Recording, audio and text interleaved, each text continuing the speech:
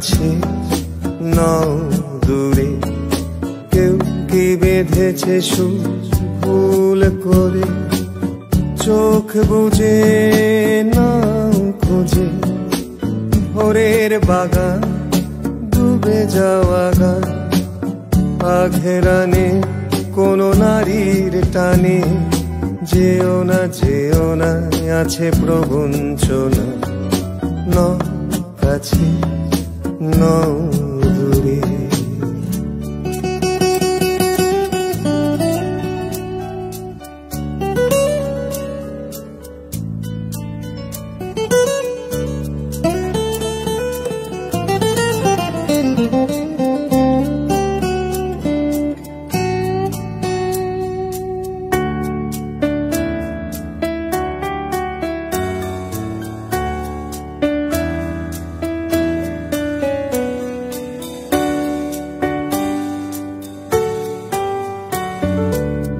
রোজ যেখানে গান হতো পদভারে আজ কম্পিত, নদীবিহীন ব্যাকুলতা, তোমাকে ঘিরে যত কথা, তোমার যখন দিনের শুরু তখন আমার রাত্রি রচনা, আঘেরানে কোনো নদীর টানে, যেও না যেও না আছে প্রবঞ্চনা, ন কাছে ন দূরে।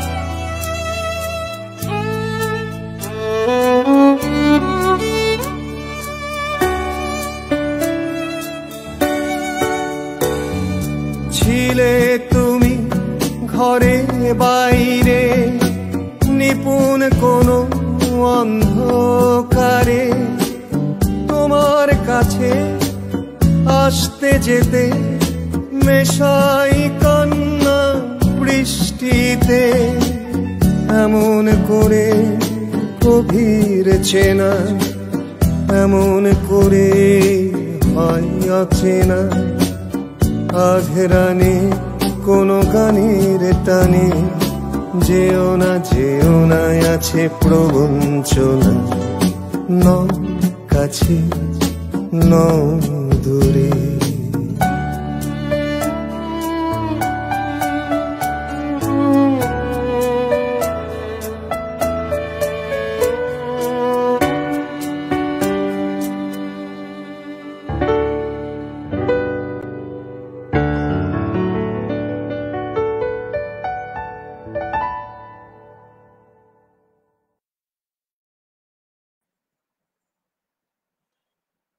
সবাইকে শুভেচ্ছা জানাচ্ছি। আজ 12ই জুলাই আমরা এমন এক আয়োজন নিয়ে আপনাদের সামনে উপস্থিত হয়েছি, যে আয়োজনটি আমাদের করবার কথা ছিল না। অর্থাৎ আমরা কখনো চাইনি এত দ্রুত এমন একটা আয়োজন করতে হবে। আমাদের সবার খুব প্রিয় মানুষ, আমি প্রায় সময় বলি যে মানুষটি আমাদের শহরে জন্মগ্রহণ করেছেন, এটি আমাদের অহংকার। একেবারে আকস্মিকভাবে গত বছরের এই দিনে এই বহুমাত্রিক গুণী মানুষটি আমাদের মাঝ থেকে বিদায় নিয়েছেন। একাধারে নাট্যকার, নির্দেশক, অভিনয় শিল্পী, সঙ্গীতজ্ঞ, লেখক শান্তনু বিশ্বাস, আমাদের সবার প্রিয় শান্তনুদা 2019 সালের এমনই এক দিনে এই পৃথিবী থেকে অন্য জগতে পাড়ি দিয়েছে। আজ আমরা তার প্রথম প্রয়াণ দিবসে, চলে যাবার প্রথম বার্ষিকীতে তার কিছু কাছের মানুষেরা তাকে স্মরণ করব, তার কিছু কথা বলবো, এবং এর পাশাপাশি শান্তনু বিশ্বাসের স্বপ্নের একটি জায়গা ছিল নাটক এবং এই তার নাট্য চিন্তা, নাট্য ভাবনা নিয়ে তিনি 1983 সাল থেকে একটি নিয়মিত প্রকাশনা ছোট পত্রিকা বের করেছিলেন, প্রসেনিয়াম এই শিরোনামে। এবং তার একটি ইচ্ছে ছিল তার প্রতিটি সংখ্যা একত্রিত করে তিনি একটি গ্রন্থ আকারে প্রকাশ করবেন, যেটি তার প্রয়াণের পর তার পরিবার তার স্বপ্নটি পূরণ করেছে। সেটিরও আজকে প্রকাশনা এবং আলোচনা। আমাদের সাথে আজকের এই আয়োজনে উপস্থিত রয়েছেন বিশিষ্ট কবি এবং সাংবাদিক ওমর কায়সার। আমাদের সাথে উপস্থিত রয়েছেন কবি ও সাংবাদিক কামরুল হাসান বাদল। আমাদের সাথে উপস্থিত রয়েছেন নাট্যজন ডক্টর কুন্তল বড়ুয়া। আমাদের সাথে উপস্থিত রয়েছেন কবি মনিরুল মনির।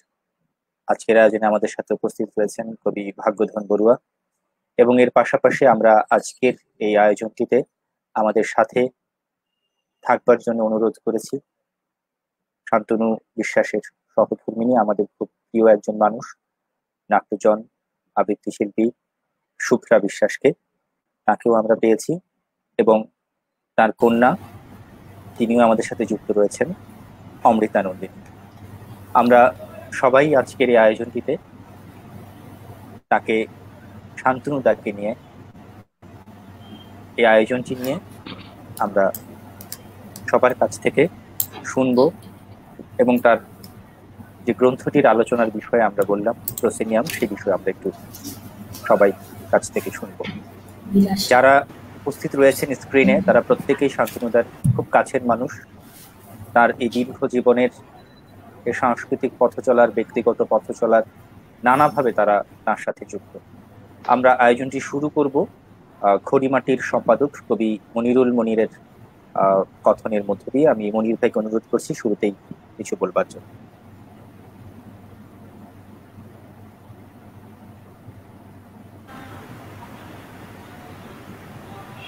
সবার প্রতি কৃতজ্ঞতা যে আজকে আমরা এই আয়োজনটি করতে পেরেছি এমন একটা প্রতিকূল পরিস্থিতির মধ্যে। আজকে যিনি আমাদের মাঝে নেই, যাকে নিয়ে আমরা এই আয়োজন করছি, সঙ্গীত শিল্পী, নাট্যজন শান্তনু বিশ্বাস। আসলে তিনি আমাদের কাছে কি ছিলেন কি ছিলেন না সেটা নিয়ে হয়তো আমরা অনেকে অনেক ধরনের কথা বলবো। আমরা আমাদের মধ্য থেকে একজন খুব মেধাবী মানুষকে আমরা হারিয়েছি। আমরা এই সময়ে এসে যেই সমস্ত বিষয়গুলো নিয়ে সবসময় প্রতিকূল অবস্থায় থাকি বা বাধাগ্রস্ত হই, আমরা নানান কাজকর্মে, সেটা গানের ক্ষেত্রেই হোক, নাটকের ক্ষেত্রেই হোক, কিংবা শিল্প সাহিত্যের যে কোনো শাখার ক্ষেত্রেই হোক, এই ধরনের একজন চর্চাবান মানুষ কিংবা আড্ডাবাজ মানুষ আমরা আর পাবো না। আমরা ইতিমধ্যেই জানি যে শান্তনু বিশ্বাস একটি পত্রিকা সম্পাদনা করতেন, নাট্যপত্র, 80-র দশকে তুমুলভাবে যেটি আলোচিত হয়েছিল। প্রায় 6টি সংখ্যা বেরিয়েছিল 1983 সাল থেকে শুরু করে 1989 সাল পর্যন্ত। এই 6টি সংখ্যা বাংলা নাটকের ক্ষেত্রে বলবো একটি দুর্দান্ত এবং একটি চমৎকার কাজ এবং একটি গুণমুগ্ধ কাজ। কারণ ওনার প্রতিটা কাজের মধ্যেই ছিল এক ধরনের মায়া, এক ধরনের নিষ্ঠা। সেই নিষ্ঠার কারণেই প্রতিটি সংখ্যা হয়ে উঠেছিল ঋদ্ধ। কলকাতা, পশ্চিমবঙ্গ, আগরতলা, বাংলাদেশের বিভিন্ন প্রান্ত থেকে লেখা ছাপা হতো ওখানে। নাটকের বিভিন্ন ধরনের চর্চার জায়গা থেকে সেই লেখাগুলো হতো। একটা নাটকের শো হচ্ছে কিংবা একটা নাটকের বিভিন্ন ধরনের আলোচনা হচ্ছে, সেই আলোচনাগুলো এইখানে ছাপা হতো। এবং অনেকগুলো নাটক ছাপা হয়েছে যেগুলো বাংলা নাটকের খুবই উল্লেখযোগ্য নাটক। আমরা কার্তিক লাহিড়ীর কয়েকটি নাটকের কথা জানি, হুমায়ুন আহমেদের একটা নাটক ছাপা হয়েছে, সেলিম আল দীনের লেখা ছাপা হয়েছে, তারপরে আরো অনেকের লেখা ছাপা হয়েছে, আমাদের চট্টগ্রামেরই অনেকে লিখেছেন এখানে। হ্যাঁ, আর এই কাগজটির সাথে যুক্ত ছিলেন যারা, তারাও এখন সবাই বেশ ঋদ্ধ মানুষ। এই কাগজটির সাথে যারা সম্পাদনায় যুক্ত ছিলেন, বিশ্বজিৎ চৌধুরী, জ্যোতির্ময় নন্দী, হ্যাঁ, সবাই এই কাগজটির সম্পাদনার সাথে যুক্ত ছিলেন। এবং সম্পাদনা বলবো যে এই কাগজটির প্রচ্ছদ করে দিয়ে বা বিভিন্নভাবে সহযোগিতা করে পিজুল দস্তিদার, তারপর খালিদা হাসান যুক্ত ছিলেন। তো আরো অনেকেই যারা যুক্ত ছিলেন, তাদের অনেকের নাম হয়তো বা এইখানে তথ্য প্রবাহের মধ্যে নেই, যারা নিয়মিতভাবে সহযোগিতা করেছেন বা লিখেছেন। এই কাগজটিকে উনি আমাকে একটি স্বপ্নখণ্ডের মতো আমার হাতে তুলে দিয়ে গিয়েছিলেন। আমি শান্তনু বিশ্বাস মারা যাওয়ার পরে শুভ্রাদি যখন আমাকে বলে যে আমি কাজটি করতে চাই, তখন আমি খুব আনন্দ পাই যে কাজটি হবে। কারণ প্রথমে উনি যখন চলে গেলেন, তখন ভাবলাম যে, কারণ এত বড় কাজ করা, এত বড় ভলিউমে কাজ করা, বিশাল অর্থ সাপেক্ষ ব্যাপার, এই কাজগুলো কিভাবে করব। তো সেই ক্ষেত্রে আমি শান্তনুদাকে মানে মননের মধ্যে রেখে এবং খুব বলবো মানে খুব গভীরে আগ্রহের সাথে আমি কাজটিকে সম্পাদন করেছি। এই কাজটি করতে গত 2 বছর ধরে 2 বছর আগে উনি আমাকে কাজটি তুলে দিয়েছিলেন। সেই কাজটি ওনার স্বপ্নের মতো হয়েছে কিনা আমি জানি না, যেটা এখানে অন্যান্য যারা আছেন সবাই বলবেন, কিন্তু আমি চেয়েছি আমার স্বপ্ন যাতে এখানে যুক্ত হয়। আমি সেই চেষ্টাটি করেছি। আমি শুভ্রাদির কাছে সেই জন্য কৃতজ্ঞতা, এবং কৃতজ্ঞতা কবি কামরুল হাসান বাদল আছেন, তারপর ফারহানা আনন্দময়ী, যারা আমাকে নিয়মিত খোঁজ খবর রেখেছেন এই কাজটি করবার ক্ষেত্রে, তাদের প্রতি অনেক কৃতজ্ঞতা। খড়িমাটি থেকে এই কাজটি বের হওয়ার কারণে আরো কৃতজ্ঞতা জানাই, কারণ খড়িমাটি এই কাজটিকে আরো অনেক দিন বহন করবে। কারণ যতদিন পর্যন্ত এই প্রসিনিয়ামের এই সংকলনটি বেঁচে থাকবে, ততদিন পর্যন্ত খড়িমাটির সাথেও এই প্রসিনিয়ামের সাথে যুক্ত থাকবে, শান্তনু বিশ্বাস যুক্ত থাকবে। আমি সেই জন্য সকলের কাছে খুব কৃতজ্ঞতা জানাই। এবং আমার যদি এই সংকলনে যদি কোনো ভুল ভ্রান্তি থাকে, সেটা সম্পূর্ণটাই আমার। আমি সকলের কাছে এর জন্য ক্ষমা চেয়ে নিচ্ছি। আমি চেষ্টা করেছি, এই হলো আমার কথা।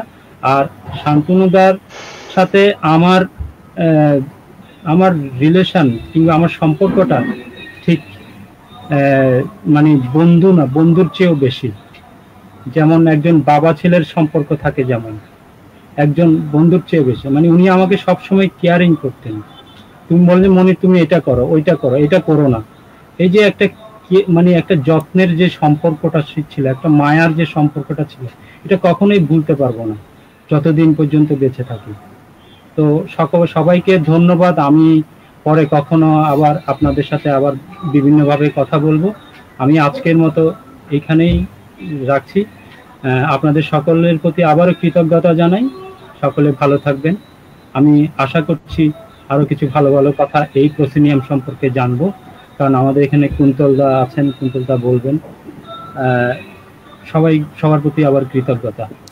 আমরা কি শুরুতে, আমার মনে হয় আমাদের সবার কাছে প্রসিনিয়ামের কপিটা যদি থাকে, আমরা শুভ্রাদিরও একটি ইচ্ছে ছিল, আমরা শুরুতে সবাই কপিটা একটু ধরে আমরা একটা ফ্রেম করতে চাই আর কি, যদি সবার সামনে থাকে। আচ্ছা, আমার কপিটা একটু নিন। আমার কপিটা একটু নিন। এই বিটে, এই বিটে,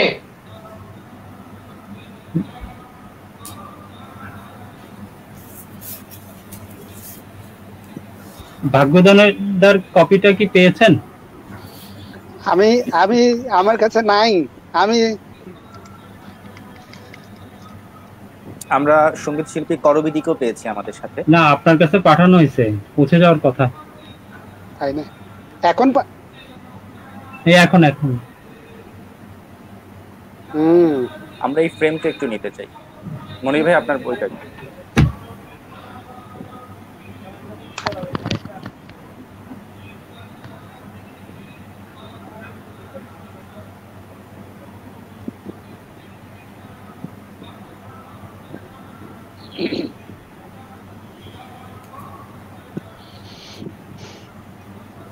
এটা একটা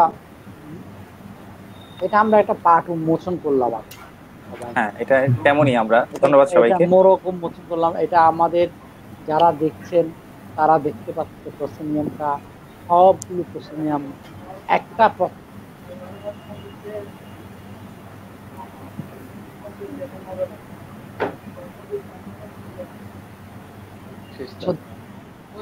ধন্যবাদ সবাইকে। আমরা শুরুতেই মনির ভাইয়ের কথা শুনলাম। আমার এবার একটু বাদল ভাইয়ের কাছে যেতে চাই। বাদল ভাই, তারপর আমরা একটু কায়সার ভাইয়ের কথা শুনবো, ফাঁকে ফাঁকে আমরা একটু শুভ্রাদি এবং অমৃতা নন্দিনীর কথা শুনবো, করবিদির সাথে সঙ্গীত শিল্পী, আমরা তার কাছ থেকেও গান শুনবো। বাদল ভাইয়ের সাথে শান্তনুদার তো শুধু সাংস্কৃতিক সাংগঠনিক নয়, একেবারে ব্যক্তিগত পর্যায়ের বন্ধুত্ব যোগাযোগ। আমরা একটু বাদল ভাইয়ের কাছে যেতে চাই। বাদল ভাই, প্রথমে আমরা শান্তনুদার কথা একটু শুনবো। আপনার প্রিয়জন, বন্ধু, স্বজন শান্তনু বিশ্বাস এবং নাট্যজন শান্তনু বিশ্বাস শুনতে চাই। বাদল ভাই, মাইক্রোফোনটা মনে হয়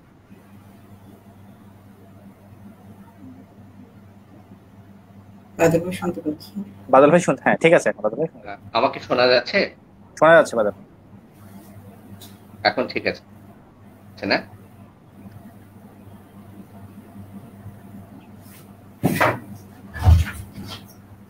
শুরু করব? জি বাদল ভাই, আমরা শুনছি, আপনি শুরু করুন। হ্যাঁ বাদল, শুনতে পাচ্ছি, তুমি বলো না। হ্যাঁ আচ্ছা, শান্তনু, হ্যাঁ আচ্ছা আচ্ছা আচ্ছা শান্তনু বিশ্বাসকে নিয়ে আমি যদি বলি, যেমন ধরুন যে যখন আমরা তাকে নিয়ে মূল্যায়ন করি, তাকে নিয়ে যখন কথা বলি, আমরা যারা গানের মানুষ তাকে বলি গানের মানুষ, আমরা যারা নাটকের মানুষ তারা বলি না উনি নাটকের মানুষ। আমি বলি তিনি মূলত একজন কবি, তার মতো একজন সংবেদনশীল মানুষ, একজন সৃজনশীল মানুষ, একজন সৃষ্টিশীল মানুষ, তার ভেতরে যদি কবি সত্তাটা না থাকে তাহলে তিনি এত কিছু করতে পারতেন না। তার মতো সংবেদনশীল মানুষ তো চট্টগ্রাম শহরে বেশি নেই, ফলে একজন কবি তো এত বেশি সংবেদনশীল হতে পারে। ফলে আমার কাছে সমস্ত কিছু ছাপিয়ে শান্তনু বিশ্বাস মূলত একজন কবি। তিনি যখন গানগুলো লেখেন এবং গানগুলো যখন আমরা তার গানগুলো শুনি, তার গান তো গান নয়, এগুলো তো এক একটি কবিতা। এবং তিনি যখন নাটক করেন, তিনি যখন নাটকের সংলাপ রচনা করেন, আপনারা খেয়াল করবেন সেই সংলাপগুলোর মধ্যে এই একটি কবিতার কথা বলেছে। তার ভিতরে যে একজন কবি সত্তা, একটি কবি সত্তা বিরাজমান ছিল, এটি হচ্ছে তার একটি বড় উদাহরণ। শান্তনু বিশ্বাসকে নিয়ে আমার অনেক কথা বলবার আছে। এখন এই মুহূর্তে যে কথাটি আমি খুব বেশি মনে পড়ছে সেটি হচ্ছে, এই শহরে দেখবেন যে অনেক আধুনিক মানুষ আমরা বাস করি, আধুনিক পোশাক আশাক করি, আধুনিক জীবনযাপন করি, আধুনিক প্রযুক্তি ব্যবহার করি, কিন্তু আমরা মনের মধ্যে, আমরা হৃদয়ের মধ্যে একটি আদিমতম রূপকে ধারণ করি, আমরা মধ্যযুগকে ধারণ করি। আমরা বাইরে যতটা আধুনিক, ভিতরে ততটা আধুনিক নই।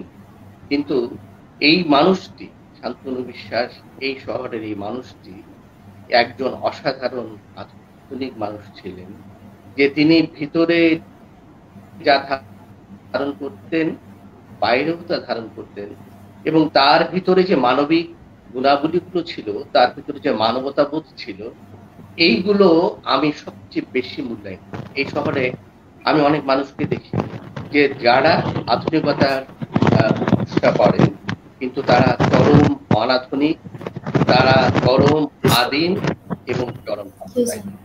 এবং এই ক্ষেত্রে শান্তনু বিশ্বাসের সাথে আমার সখ্যতা, আমার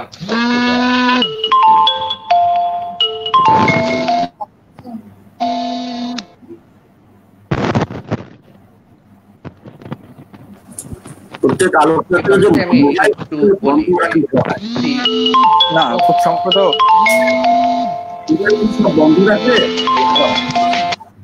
না, বাদল ভাইয়ের খুব সম্ভবত মোবাইলে ফোন আসছে।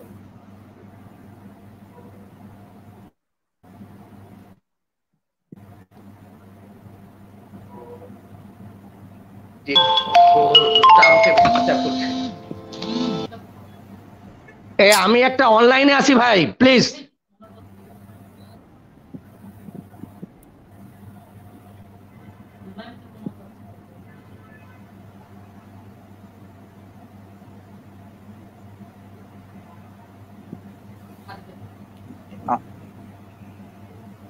আমরা বাদল ভাইকে খুব সম্ভবত আসলে প্রযুক্তির কিছু অসুবিধা রয়েছে। হ্যাঁ, আমরা বাদল ভাইকে পেয়েছি, আমাদের সাথে আমরা আরো পেয়েছি মিলি চৌধুরীকেও পেয়েছি। বাদল ভাই কি শুনতে পাচ্ছেন আমাদেরকে?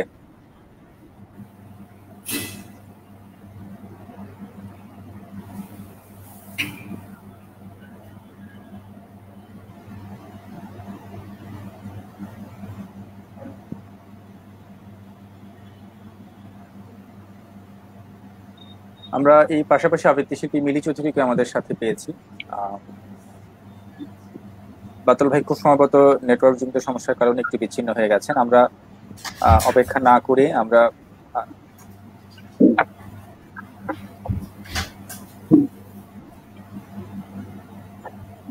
পেয়েছি। হ্যাঁ বাদল ভাই, আমি কি আমার কথাগুলো বলবো? হ্যাঁ অবশ্যই।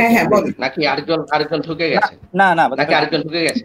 না বাদল ভাই আপনি না ঢুকে না, বল।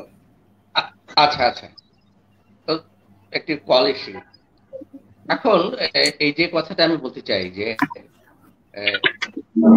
তার সাথে আমার মানে আন্তরিক বন্ধুত্ব হওয়ার এবং আন্তরিকতাটা আরো বেশি হওয়ার যে কথাটা আমি বললাম, যে মনে প্রাণে একজন অসাম্প্রদায়িক মানুষ, একজন আধুনিক মানুষ। তিনি একটি স্বদেশের স্বপ্ন দেখতেন, একটি দেশের স্বপ্ন দেখতেন, একটি অসাম্প্রদায়িক গণতান্ত্রিক মানবিক মূল্যবোধ সম্পন্ন একটি রাষ্ট্রের তিনি স্বপ্ন দেখতেন। এবং আমি দেখতাম যে যখনই কোনো অনিয়ম ঘটছে দেশে, যখন কোনো একটি দুর্নীতির খবর পাচ্ছি, কোথাও একটি সাম্প্রদায়িক কোনো হাঙ্গামা বা অগণতান্ত্রিক কোনো আচরণের খবর পাই, তখন তিনি খুব আশঙ্কা নিয়ে আমাকে ফোন করতেন অথবা আমার ইনবক্সে লিখতেন। এবং আমি তাকে বোঝানোর চেষ্টা করতাম যে আমাদের অনেক পথ পাড়ি দিতে হবে এবং যে নাট্য চর্চাটা ওনারা যে স্বপ্ন নিয়ে শুরু করেছিলেন, যে সঙ্গীত চর্চাটা যে স্বপ্ন নিয়ে শুরু করেছিলেন, একটি মানবিক সমাজ প্রতিষ্ঠা করবেন বলে, রাষ্ট্র প্রতিষ্ঠা করবেন বলে, সেই পথটুকু দীর্ঘ। আসলে আমি তাকে বলতাম যে পথটুকু আরো দীর্ঘ হয়ে গেছে, আমাদেরকে আরো দীর্ঘতম পথ পাড়ি দিতে হবে। আমি একটি কথা আর একটু ছোট করে ফেলতে চাই, যেহেতু অনেক সময় আমি নষ্ট করে ফেলেছি, যে তার কিন্তু অনেক কাজ আমরা বুঝে উঠতে পারিনি। মানে একজন কাছের মানুষ, তো পাশের মানুষ এবং একটি ছোট জায়গার মানুষ, ফলে আমরা তাকে সঠিকভাবে মূল্যায়ন করতে পারিনি। আমরা আসলে শান্তনু বিশ্বাস যখন বেঁচে ছিলেন তখন তাকে আমরা চিনে উঠতে পারিনি, ফলে তাকে আমরা মূল্যায়ন করিনি। খুব পাশের মানুষ বলে, কাছের মানুষ বলে আমরা তাকে উপেক্ষা করেছি।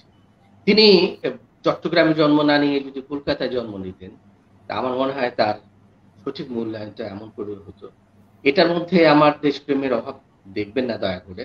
আমি বলতে চাইছি এই কথা যে একটি ক্ষুদ্র গণ্ডির মধ্যে যখন মানুষ বাস করে, তখন তার ভিতরে একটি কূপমণ্ডূকতা জন্ম নেয়। সেই সমাজটা একটি কূপমণ্ডূক সমাজ হিসেবে গড়ে ওঠে। ফলে এই ক্ষুদ্র একটি জায়গায় জন্ম নিয়ে, ক্ষুদ্র একটি সমাজে, কূপমণ্ডূক একটি সমাজে জন্ম নিয়ে দুর্ভাগা শান্তনু বিশ্বাস তাকে আজীবন একটি ভার বহন করে যেতে হয়েছে। তার সৌভাগ্য হয়নি যে তিনি দেখে যেতে পারলেন না যে এই সমাজ এবং তার গুণগ্রাহীরা তাকে মূল্যায়ন করেছে। ধন্যবাদ বাদল ভাইকে। আমাদের সাথে আসলে অনেকেই আপনারা যুক্ত রয়েছেন যারা অনলাইনে দেখছেন এই মুহূর্তে। আমি খুব বিনয়ের সাথে বলতে চাই, আসলে সবার কমেন্টস পড়া সুযোগটা খুব কম। আপনারা সবাই শান্তনুদার প্রতি শ্রদ্ধা জানাচ্ছেন। বিশেষ করে কবি আসাদ মান্নান রয়েছেন আমাদের সাথে, বিশেষ করে অভিনেতা এবং আবৃত্তি শিল্পী জয়ন্ত চট্টোপাধ্যায় রয়েছেন, তারা কমেন্টস করছেন, শান্তনুদার প্রতি শ্রদ্ধা জানাচ্ছেন। এছাড়া আরো যারা রয়েছেন অনেকেই, আমি সবার নামগুলো আসলে বলছি না, বিনয়ের সাথেই বলছি। প্রত্যেকের প্রতি আমাদের শ্রদ্ধা। আপনারা পুরো আয়োজনটি দেখবেন অবশ্যই। আমরা এবারে করবিদির কাছে যেতে চাই একটি গানের জন্য। শান্তনুদাকে উৎসর্গ করে একটি গান, তারপরে আমরা কায়সার ভাইয়ের কথা। করবিদি, আমাদেরকে শোনা যাচ্ছে? হ্যাঁ শোনা যাচ্ছে। আমাকে শুনতে পাচ্ছেন? শুনতে পাচ্ছি। পাচ্ছি। তারুণ্যের উচ্ছ্বাস এবং খড়িমাটি আয়োজিত এই অনুষ্ঠানটিতে দাদাকে নিয়ে একটা সুন্দর একটা আয়োজনের জন্য আমি ধন্যবাদ জানাচ্ছি এবং আপনাদেরও ধন্যবাদ জানাচ্ছি আমাকে এই অনুষ্ঠানে যুক্ত করার জন্য। আমি দাদারই একটা গাওয়া গান দিয়ে দাদাকে স্মরণ করছি।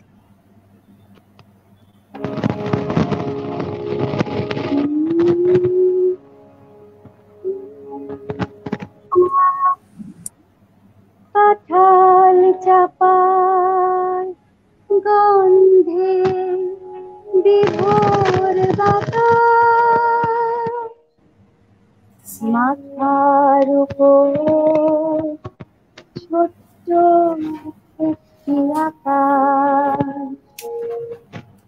মাঠের কোণে উদাস বিজন ঘাস, চাঁদের আলোয় চন্দ্র মল্লিকা,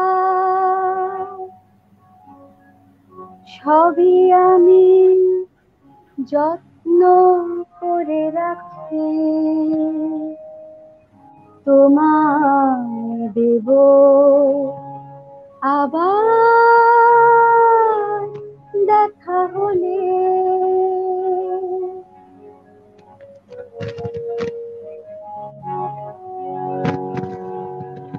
তোমার জন্যে যত্ন করে সাজাই বুকের মধ্যে অনেকগুলো ফাগুন,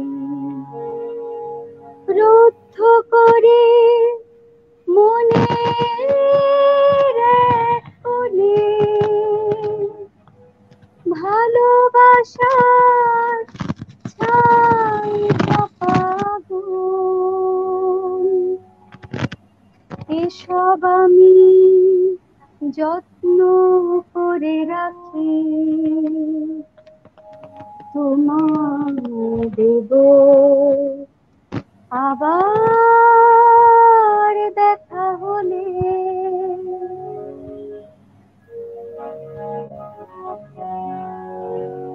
চন্দ্রমালা শঙ্খমালা যত কাছে দূরে টানছে অবিরত, তোমায় দেব তামরাঙা কবিতা, আমার যত গাঢ় বিষণ্ণতা, সবই আমি যত্নে তুলে রাখি, দেব তোমায় আবার দেখা হলে। কাঁঠাল চাপার গন্ধে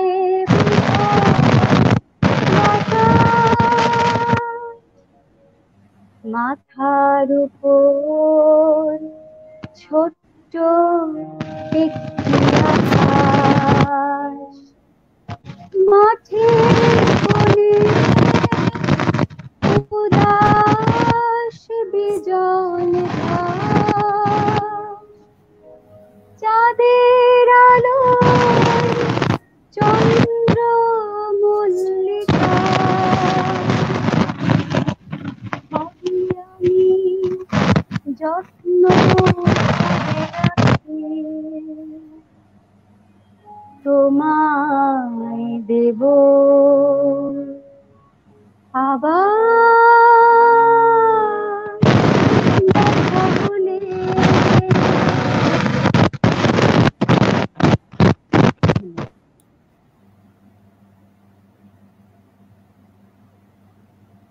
ধন্যবাদ জানাচ্ছি করদিদিকে শান্তনুদার এই গানটি আমাদের সামনে করবার জন্য। এবং আপনারা অনেকে আসলে কমেন্টস করছেন, আমি আবারও বিনয়ের সাথে জানাচ্ছি প্রচুর কমেন্টস আসছে। আমরা আজকে একটু শান্তনুদার কথাই বলতে চাই। আপনারা যারা চৌধুরী, শিমুল বড়ুয়া, শাহরিয়ার পারভেজ, মিথিলা চক্রবর্তী, আরো অনেকগুলো নাম আসলে, জোয়েন আফসানা, আসিফুর রহমান, প্রত্যেকের প্রতি আমাদের কৃতজ্ঞতা। আমরা একটু কায়সার ভাইয়ের কাছে যেতে চাই, কবি ওমর কায়সার। আমরা কায়সার কাছ থেকে একটু শুনতে চাই শান্তনু বিশ্বাস আমাদের। আমি বলি, হ্যাঁ, আমার মনে হয় মুজাহিদ দিদি ডিস্টার্ব করছে খুব, গানটা শুনতে শুনতে মনে হচ্ছে অনেক ডিস্টার্ব করছে, একটু লাইনটা যদি ক্লিয়ার করো। এখন কি ঠিক আছে দিদি? আমার কথা কি শোনা যাচ্ছে? মানে কেটে কেটে আসছে। আচ্ছা, সবাই কি বাকিরা শুনতে পাচ্ছেন? হ্যাঁ, মাঝখানে মাঝখানে সবারই হচ্ছে, ডিস্টার্ব করছে লাইনটা। হ্যাঁ, ওই গানের সময় কিন্তু শব্দ একটু, শব্দের এটা বাতাসের শব্দ, সবারই কথা শুনে আবার ক্লিয়ার শব্দ আসছে, কাটাকাটি আসছে। এটা বাতাসের। এইভাবে আসলে এইভাবে করতে হবে, মানে এটা তো আসলে যন্ত্রের, এই যন্ত্রের যন্ত্রণাটা একটু করতে হবে। এখন কিন্তু ঠিক আছে, ওই গানের সময় এখন একদম ঠিক আছে, টুকরার কথাগুলো আমরা স্পষ্ট শুনেছি। আমরা একটু কায়সার ভাইয়ের কাছে তাহলে। কায়সার ভাই, আচ্ছা, এই প্রথমে আমাদের তারুণ্যের উচ্ছ্বাস এবং খড়িমাটিকে আমি ধন্যবাদ এবং কৃতজ্ঞতা জানাচ্ছি, এই কারণে যে আমাদের শহরের উজ্জ্বলতম মানুষটি প্রথম মৃত্যুবার্ষিকীতে এরকম আসলে এর রেস ধরে একটু কথা বলতে চাই।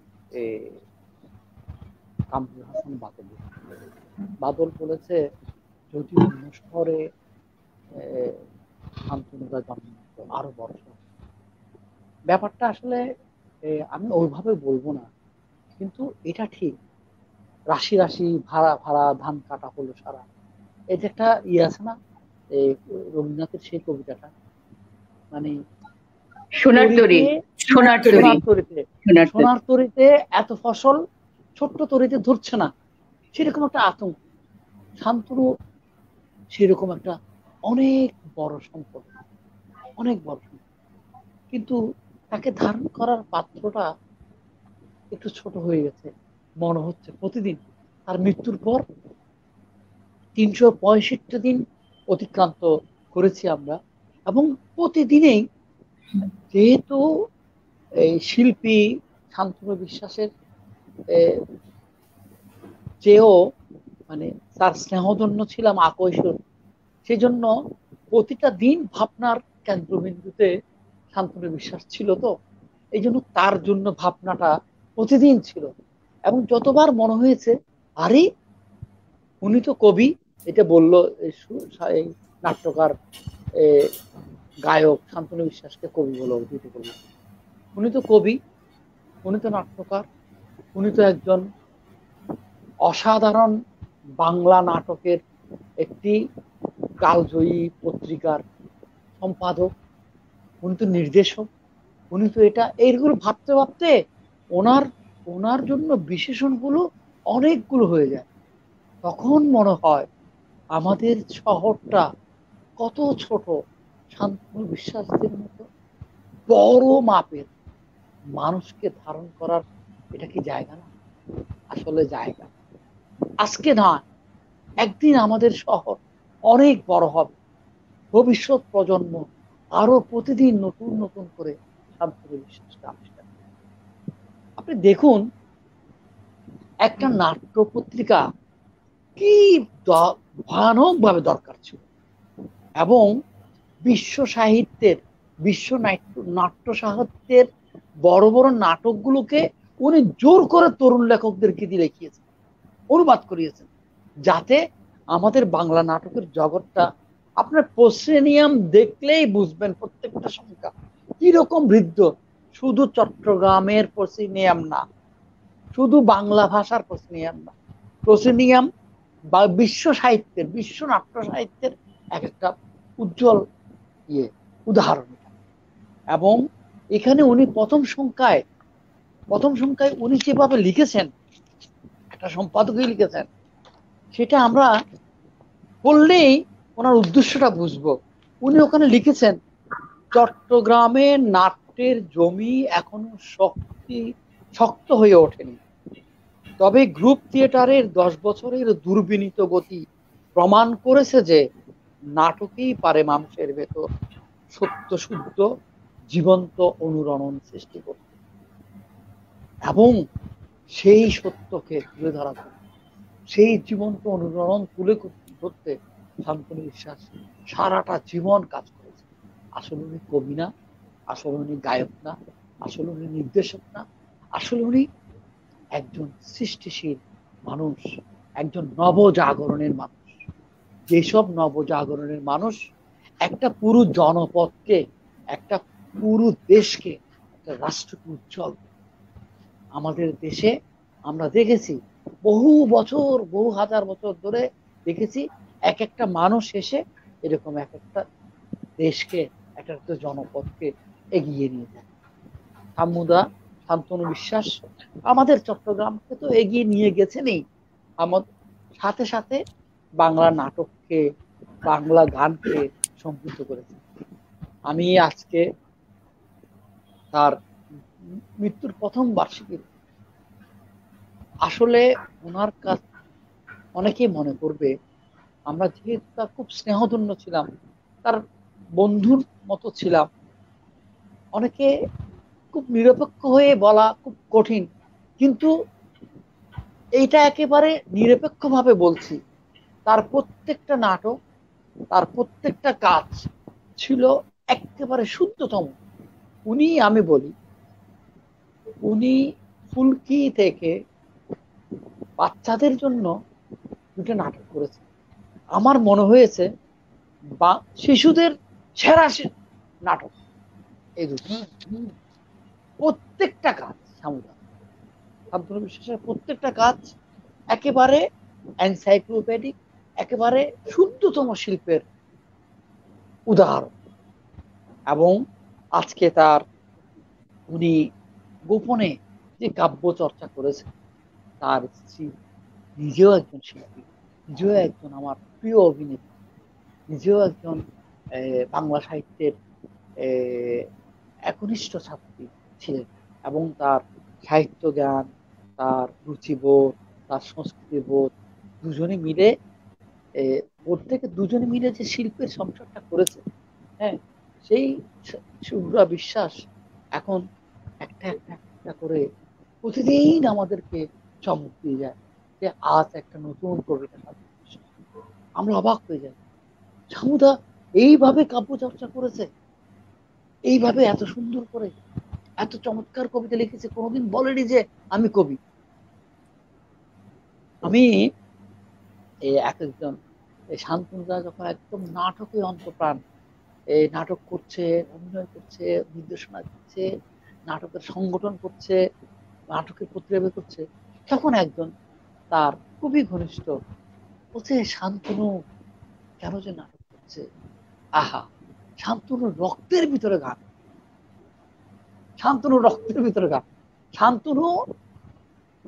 শান্তনুর অন্তরে যে সুর আছে তোমরা কেউ জানো না। আমি বলছি কি, আবার শান্তনু যা তখন গান শুরু করলো, তখন বলছে হায় হায়, নাটকের কি হবে। অর্থাৎ উনি আসলে শুধু নাটক, শুধু গান, শুধু কবিতা, উনি আসলে শিল্পের মানুষ, সৃষ্টিশীল মানুষ। এবং যত দিন যাচ্ছে আমাদের ভবিষ্যৎ প্রজন্ম তার সৃষ্টির কাছ থেকে, তার প্রসিনিয়াম থেকে, তার কবিতা থেকে, তার নাটক থেকে, তার গান থেকে নতুন নতুন কিছু দেখবে। এবং বাংলা গানকে, এই বাংলা গানের যে ধারাটা আছে, আমাদের 60-এর দশকে গান হয়েছে, 70-এর দশকে যে গান হয়েছে, 80-এর দশকে গান হয়েছে, উনি এসে একেবারে গানের নতুন একটা বাঁক নিয়ে, আর কতটা যদি শান্তি দিয়ে দেবে শান্তনু বিশ্বাস আরো অনেক দূর নিয়ে যাবে। এবং তার গানে একটা নতুন মোড় নিয়েছে বাংলা, তার গান। সবাইকে ধন্যবাদ, আমি এইটুকু বললাম আপাতত। এবং খড়িমাটিকে আমি আবারও আজকে ধন্যবাদ জানাচ্ছি যে সমস্ত প্রসিনিয়াম একটা পচ্ছদের ভিতর নিয়ে এসে একটা অসাধারণ কাজ করেছে। এটা একটা পরিশ্রমের কাজ, ভালো কাজ। এবং এইটাতে মনিরুল মনির একটা ভূমিকাও লিখেছে। আমার মনে হয় বাংলা নাটকের চর্চা আরো অনেক বছর থাকবে, আরো নতুন নতুন মানুষ যুক্ত হবে, তাদের জন্য এটা একটা সম্পদ হয়ে থাকবে। সবাইকে অনেক ধন্যবাদ কায়সার ভাইকে। আসলে কায়সার ভাই যেভাবে বলছিলেন যে শান্তনুদা কি আমরা কিভাবে সংজ্ঞায়িত করব, নাট্যজন, সঙ্গীত শিল্পী, কবি, একাধারে সুর করেছেন, গান লিখেছেন, নাটক লিখেছেন, এরকম বহুমাত্রিক মানুষকে নিয়ে আসলে বলতে হলে অনেকটা সময় ধরে বলা যায়। আমরা তার একটি কবিতা শুনবো। আমাদের সাথে যুক্ত রয়েছেন আবৃত্তি শিল্পী মিলি চৌধুরী। আমি মিলিদিকে অনুরোধ করছি আমরা শান্তনুদার একটি কবিতা শুনবো তার কাছে।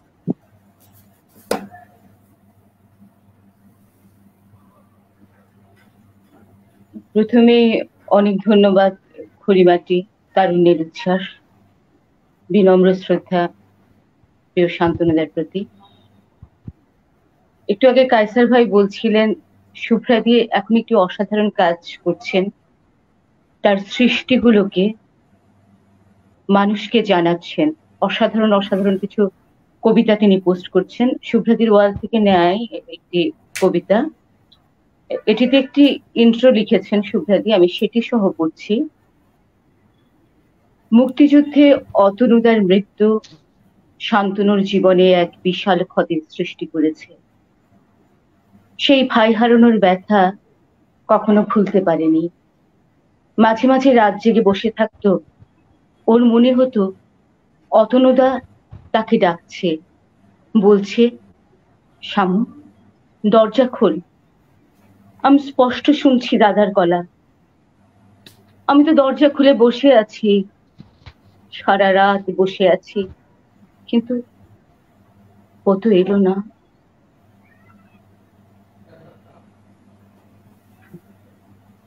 কিছু কিছু দিন ভোলা যায় না, কিছু কিছু দিন ভোলা যায় না। 69 মিছিলে থেকে রক্তাক্ত হয়ে দাদার ঘরে ফেরা, ছড়িয়ে দিল আতঙ্ক ঘরে ঘরে। তখন মিছিলের মুখগুলো রক্তিম ছিল, ছিল মেঘ ছেঁড়া ছেঁড়া। কিছু কিছু মুখ ভোলা যায় না, ভোলা যায় না। সারাদিন ফসলের মাঠে মাটি ও ধানের খেলা সাঙ্গ হলে, সন্ধ্যায় পিদিমের স্বল্প আলোয় অশ্বিনী ঘুরো, মাটি আর ঘাস ধানের মতো মুখ। রূপকথার গল্প বলতে বলতে নিজেই হয়ে যেত রূপকথার জমিন অপরূপ। মানুষ তো প্রকৃতি নয় যে ভুলে যাবে, তাই কিছু কিছু দুঃখ চিরস্থায়ী বাসা বাঁধে কিছু চেতনে কিংবা অবচেতনে। কিছু বা ভেঙে পড়ার আগে অশ্রুত কোনো গানে। কিছু কিছু দিন ভোলা যায় না, কিছু কিছু দিন ভোলা যায় না। ধন্যবাদ মিলিদিকে। আমরা এই প্রসোনিয়াম এই গ্রন্থটির সম্পর্কে কুন্তলদার কাছে জানবো, তবে তার আগে আমি জানি আজকের এই দিনটিতে কথা বলা শুভ্রাতির জন্য এবং শান্তনুদার কন্যা অমৃতানন্দিনীর জন্য খুব কষ্টকর। তারপর আমি একদম ছোট করে আমি আরো একবার শুনবো শুভ্রাতির কথা। শুভ্রাতির শান্তনুদার সহধর্মী ছিলেন, এটি বাদ দিয়ে একজন শিল্পী শান্তনু বিশ্বাস তার সৃষ্টিশীলতা, তার সৃজনশীলতা সবচেয়ে কাছ থেকে দেখেছেন শুভ্রাতি। সেই জায়গা থেকে একটু বলার জন্য অনুরোধ করব শুভ্রাতি। শান্তনুকে নিয়ে সবাই বলেছে তার গান, নাটক যখন প্রচার হয়েছে, মানুষ জেনেছে গানটা কেমন হলো, নাটকটা কেমন হলো, কিন্তু সে গান নির্মাণ কিভাবে করেছে, সে নাটক নির্মাণ কিভাবে করেছে সেটা আমি দেখেছি কাছে থেকে। শান্তনুর একটা স্টাডি রুম ছিল। সন্ধ্যায় এসে যখন অফিস থেকে আসতো, আমাদের গল্প করা ছিল ওই অফিস থেকে আসার পর চায়ের টেবিলে। গল্প শেষ আমাদের, তারপর সে তার স্টাডিতে চলে গেল। ওখানেই তার সমস্ত সৃষ্টি। যখন সে সৃষ্টি করতো আমি কিন্তু কখনো সেখানে তার বাধা হয়ে দাঁড়ায়নি, কখনো তাকে কোনো কিছুর জন্য একটি বারের জন্য উকি দিইনি সে তখন কি নির্মাণ করছে, বা আমার কোনো সাংসারিক কাজে তার প্রয়োজন হচ্ছে তাকে নক করা, কখনো করিনি, কখনো করিনি। কারণ আমি জানি একজন শিল্পীর জন্য তার একটা স্পেস দরকার। সেই স্পেসটা আমি আজীবন তাকে দিয়ে এসেছি, যেভাবে সে আমাকে দিয়েছে আমি তাকে সেভাবে দিয়েছি। তবে মাঝে মাঝে যখন প্রথম ও গান লিখে কবিতা লিখে 70 দশক থেকে, এবং কবিতা গানগুলো দেখলে বোঝা যাবে বয়সের তারতম্যগুলো বোঝা যায়, লেখার মধ্যে অনেকটা বোঝা যায়। সে কবিতাগুলো কিন্তু প্রথম ছাপা হয়েছিল পঙ্কজ নাম দিয়ে, সেটা ওর কুষ্টির নাম ছিল। পরবর্তী তার কবিতা গুলো জমা হয়ে আছে, গানগুলো জমা হয়ে আছে, অবহেলায় রেখে দিয়েছে। নাটক নিয়ে ভীষণভাবে সে 80 থেকে 70 দশক থেকে প্রায় 90 দশক পর্যন্ত সে নাটক নিয়েই মেতেছিল, নাটকের মধ্যেই গান টান ছিল। কিন্তু এই যে নির্মাণ, মুক্তিযুদ্ধ তার জীবনে একটা বিশাল জায়গা জুড়ে ছিল। সেই কিশোরকে মুক্তিযুদ্ধ হঠাৎ করে যেন বড় করে দিল। সে আমাকে সেই মুক্তিযুদ্ধের গল্পগুলো অনেক বলেছে। আমি জানি না এখানে অত গল্প আমি বলতে পারবো না, কোনোদিন যদি আমার সুযোগ হয় তার জীবনের সাথে তার সাথে থাকার ফলে আমি তার জীবনের পুঙ্খানুপুঙ্খ গল্পগুলো জানি। তো আমার যদি কখনো সময় হয় আমি বলবো। তবে একটা ছোট্ট কথা বলি, মুক্তিযুদ্ধের সময় বলেছিল, মুক্তিযুদ্ধের সময় সে যখন পালিয়ে গেল ওর বাবা বলেছিল শুধু বেঁচে থাকার চেষ্টা কর, তারপর সব হবে। তারপর তাদের অনেক বাবা মা ভাই বোন সবাই এক এক জায়গায় ছড়িয়ে ছিটিয়ে পড়েছে। এক সময় সে নদী পার হয়ে ওদিকে যায়, তাকে সে নদী পার করার ঘটনাটাও সে ভুলেনি, যে মানুষটা তাকে নদীটা পার করিয়ে দিয়েছিল সে ছিল একজন ট্রাক ড্রাইভার। ঢলঘাটে যে কৃষকটা তাকে বাঁচিয়েছিল, যাদের ঘরে ছিল, তার নাম হচ্ছে সিরাজ। অসংখ্য গল্প আমার কাছে আছে। তারপর মুক্তিযুদ্ধের সময় যখন সে মুক্তিযুদ্ধে যোগ দেওয়ার জন্য গেল, তখন তাকে বললো, তখন অতনুদা যে মারা গেছে সে জানে না, কিন্তু তাকে অন্যরা জানে, যেহেতু সে তখন ছাত্র ইউনিয়ন করতো, অনেকের সাথে পরিচয় ছিল, জানতো। তারপর ওকে বলছে তুমি সবাইকে আর মুক্তিযুদ্ধে ফাইট করবে নাকি, তুমি গান দিয়ে করো, গান করো তুমি, এটাও এক ধরনের যুদ্ধ। তারপর একটা চিঠি লিখে দিল, সেই সেখানে গিয়ে গানের যোগ দিল। তার সাথে তার এক বন্ধু ছিল, মুসলিম বন্ধু ছিল, সম্ভবত দোবাস পরিবারের কেউ একজন হবে, বাবুল নাম হতে পারে তার, আমি জানি না তিনি বেঁচে আছেন কিনা। তার মামার বাড়িতে সেজন্য তার আশ্রয় হয় নাই, কারণ তার ঠাকুমা ছিল ভীষণভাবে ধার্মিক। তাই সে মামার বাড়িতে ছিল না, বন্ধুকে নিয়ে বেরিয়ে পড়ল। সারা রাত একটা পার্কে কাটালো বাদাম খেয়ে। তারপর অনেক ঘটনা, সেই ফিরে তারপর অনেক ঘটনা, এতগুলো ঘটনা আসলে আমি পরে কখনো লিখলে বা কেউ যদি জানতে চাই আমি জানাবো। তারপর এসে সে ইনফরমাল লিখলো নাটক, মুক্তিযুদ্ধের নাটক নিয়ে। যখন মুক্তিযুদ্ধকে প্রায় সকলে ভুলে যাওয়ার জন্য চেষ্টা করছে, জোর করে চাপিয়ে দেওয়া হচ্ছে, মুক্তিযুদ্ধ সম্পর্কে কেউ কোনো কিছু বলতে পারছে না, একটা বিরাট সময় গেছিল, অনেক প্রজন্ম মনে হয় জানতেও পারে না, তখন সে করলো ইনফরমাল নাটকটা। শুরু হয়েছিল ইনফরমাল নাটকটা এমন করে দিয়ে, শেখ মুজিবের ভাষণ, গোলাগুলির আওয়াজ, শরণার্থী যাচ্ছে, নাটক শুরু। এভাবেই তার সৃষ্টি কর্মগুলো শুরু। আর গানের কথাটা বলি, যখন সে গান লিখতো তখন তো লিখছে হয়তো আমি রান্নাঘরে কাজ করছি, দৌড়ে এসে বলছে, আচ্ছা শুভ্রা আমি এই গানটা লিখেছি, তুমি একটু দেখো তো, তুমি তো বাংলা ছাত্রী, বলো তো এটা কেমন হয়েছে। আমি বলছি ঠিক আছে পড়ো। তো দরজায় দাঁড়িয়ে পড়তো আর আমাকে বলতো। আমি বলছি আমার মনে হয় এই শব্দটা এখানে এটা না দিয়ে আরেকটা দিলে ভালো। তাই বলছো, আচ্ছা ঠিক আছে, চলে গেল। কোন একটা সুর করেছে, আচ্ছা এই সুরটা কেমন হয়েছে বলো তো।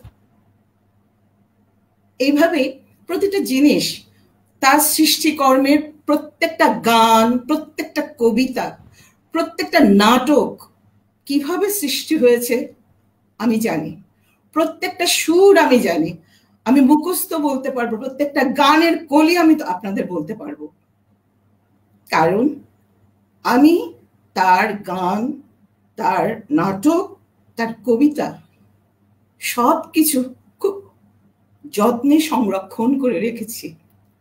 আমি জানি এই মানুষটা ভীষণভাবে প্রচার বিমুখ, কোন একটা কিছু ভালো না করলো রেখে দিল, কখনো প্রিজার্ভ করে নাই। আমি করেছি, আমার মনে হয়েছিল যে আমার করা। শান্তনু কখনো কোনো কিছু প্রিজার্ভ করে নাই, সবকিছু আমি করে করে রেখেছি। শেষের দিকে এসে সে বুঝতে পারলো যে না এটা করা দরকার, তারপর আমি এক একটা খুঁজে খুঁজে তাকে দিতাম। এভাবে সমস্ত সৃষ্টির মধ্যে আসলে আমি ছিলাম। লাস্টে যখন একটা গান লিখলো ইংলিশ বাংলা মিলিয়ে, এ আমার তোমার গল্প, জীবনের গল্প, ট্রু স্টোরি, নো ফিকশন, আমি তখন কাজ করছি, ও সুর করছে। আমি বলছি শ্যাম এই গানটা এরকম কেন, ইংলিশ বাংলা মিলিয়ে করেছো কেন এটা। বলছে আরে এইভাবে না বললে এখনকার প্রজন্ম তো ইংলিশ বাংলা মিলিয়ে কথা বলে, তাই আমি এই গানটার মধ্যে চেষ্টা করছি এই প্রজন্মকে ধরার, যদি তারা এই গানটা শোনে ইংলিশ বাংলা মিলিয়ে যে কথা বলে, আমি সেই চেষ্টাটা করছি। এইভাবে সে ফেসবুকে একটা পার্ট দিয়েছে, আরেকটা পর্ব কিন্তু দেয় নাই, সেই পর্বটা কিন্তু আমার কাছে আছে। এরকম অনেক গান, অনেক কবিতা, অনেক নাটক এখনো প্রকাশিত হয়নি, সব আমার কাছে আছে। আপনারা শুধু আমাকে আশীর্বাদ করবেন, আমি যেন শান্তনুর সমস্ত কাজগুলো প্রকাশ করতে পারি। এবং আজকে যে প্রসিনিয়ামটা বের হয়েছে, আমার না ভীষণ ভাবে কি বলবো, এত ভালো লাগছে না, বোঝাতে পারবো না। বিশাল একটা কাজ 18 সালে শুরু করেছিল, হয় নাই, তারপর ভেবেছে হয়তো আর হবেই না। অনেকে ভাবছে খড়িমাটিও হয়তো ভেবেছিল এত বিশাল একটা কাজ, অর্থের একটা ব্যাপার আছে, বিশাল অঙ্কের টাকার ব্যাপার আছে, এটা হবে কিনা। আমি বললাম না, আমার তো শান্তনুর কাজগুলো করতেই হবে, অবশ্যই হবে। আজকে সত্যি সত্যি প্রসেনিয়াম বের হলো, এবং এই প্রসেনিয়ামটা না, সবাই বললো প্রসেনিয়ামের কথা, আমি বলবো অত্যন্ত মানের একটা পত্রিকা, যেখানে শম্ভু মিত্রের সাথে একটা সাক্ষাৎকার আছে, সেটা যদি আপনারা পড়েন আপনারা বুঝতে পারবেন। এই সাক্ষাৎকারটা সেই নিয়েছিল কলকাতায় গিয়ে। এরকম কলকাতায় অনেক নাটক, জামিল আহমেদের আছে, হুমায়ুন আহমেদের যে নাটকটা এখানে দেওয়া হয়েছে সেটা হুমায়ুন আহমেদ তাকে হাতে লিখে দিয়েছিল এবং একটা ছোট্ট চিরকুট দিয়েছিল, শান্তনু বিশ্বাস, শান্তনু তুমি যদি আমার এই গল্পটা ছাপো আমি কৃতার্থ হব। তখন কিন্তু হুমায়ুন আহমেদ, সে আমি অনেক 80 দশকের কথা বলছি, এত জনপ্রিয় হয়নি হয়তো তখনও। তার লেখা হুমায়ুন আহমেদের ছোট্ট একটা চিরকুট ছিল, হাতের লেখায় ওই নাটকটা পাঠি। সুচরি চৌধুরীরও এখানে গল্প আছে। মনে আছে একদিন সুচরিতা আমাদের বাসায় এসেছিলেন, হঠাৎ করে বললেন, মর্নিং ওয়াক করতে করতে বাসায় ঢুকলেন, বললেন যে শান্তনু তুমি নাটক করো কেন, তুমি নাটক ছাড়ো, তুমি এখন গানে আসো, তোমার রক্তে, যে একটু আগে বললো না তোমার রক্তে আছে গান, তুমি গানে, তোমার রক্তে ছন্দ আছে, গান আছে, তুমি গানে ফিরে আসো, আমি আবার আমিনা সুন্দর করতে চাই, তুমি আসো। শান্তনু বললেন না এখন আমি আর করব না, আমার যখন মনে হবে আমি গান করব তখন আমি করব, এখন আমি নাটক করব। এভাবে আসলে শান্তনু এক একটা পর্যায়ে ভাগ করে করে নিয়েছিল আমার মনে হয়। গানগুলো যখন দেখলো যে নাটক, আর নাটক তো অনেকদিনই করা, তো দলের যখন দেখলো বিচ্ছিন্নতা, সবাই এদিক ওইদিক চলে যাচ্ছে, তখন আমি চলে গেলাম নাটকে, একক নাটক নিয়ে আমি শুরু করলাম আমার কাজ, ও গান নিয়ে থাকলো, কিন্তু কখনো নাটক থেকে বিচ্ছিন্ন হয়নি। সেই সময় অনেক নাটক লিখেছে, টিভির জন্য নাটক লিখেছে, অনুবাদ নাটক লিখেছে, অনেক কিছু করেছে। এবং এই প্রসেনিয়ামের জন্য অনেককে দিয়ে, একটু আগেই বললো আমার মনে হয় কায়সার ভাই বললো, অনেকের অনুবাদ এখানে আছে, মাইনুল হাসানের অনুবাদ আছে এখানে, মাইনুল হাসানকে দিয়ে অনুবাদ করিয়েছে।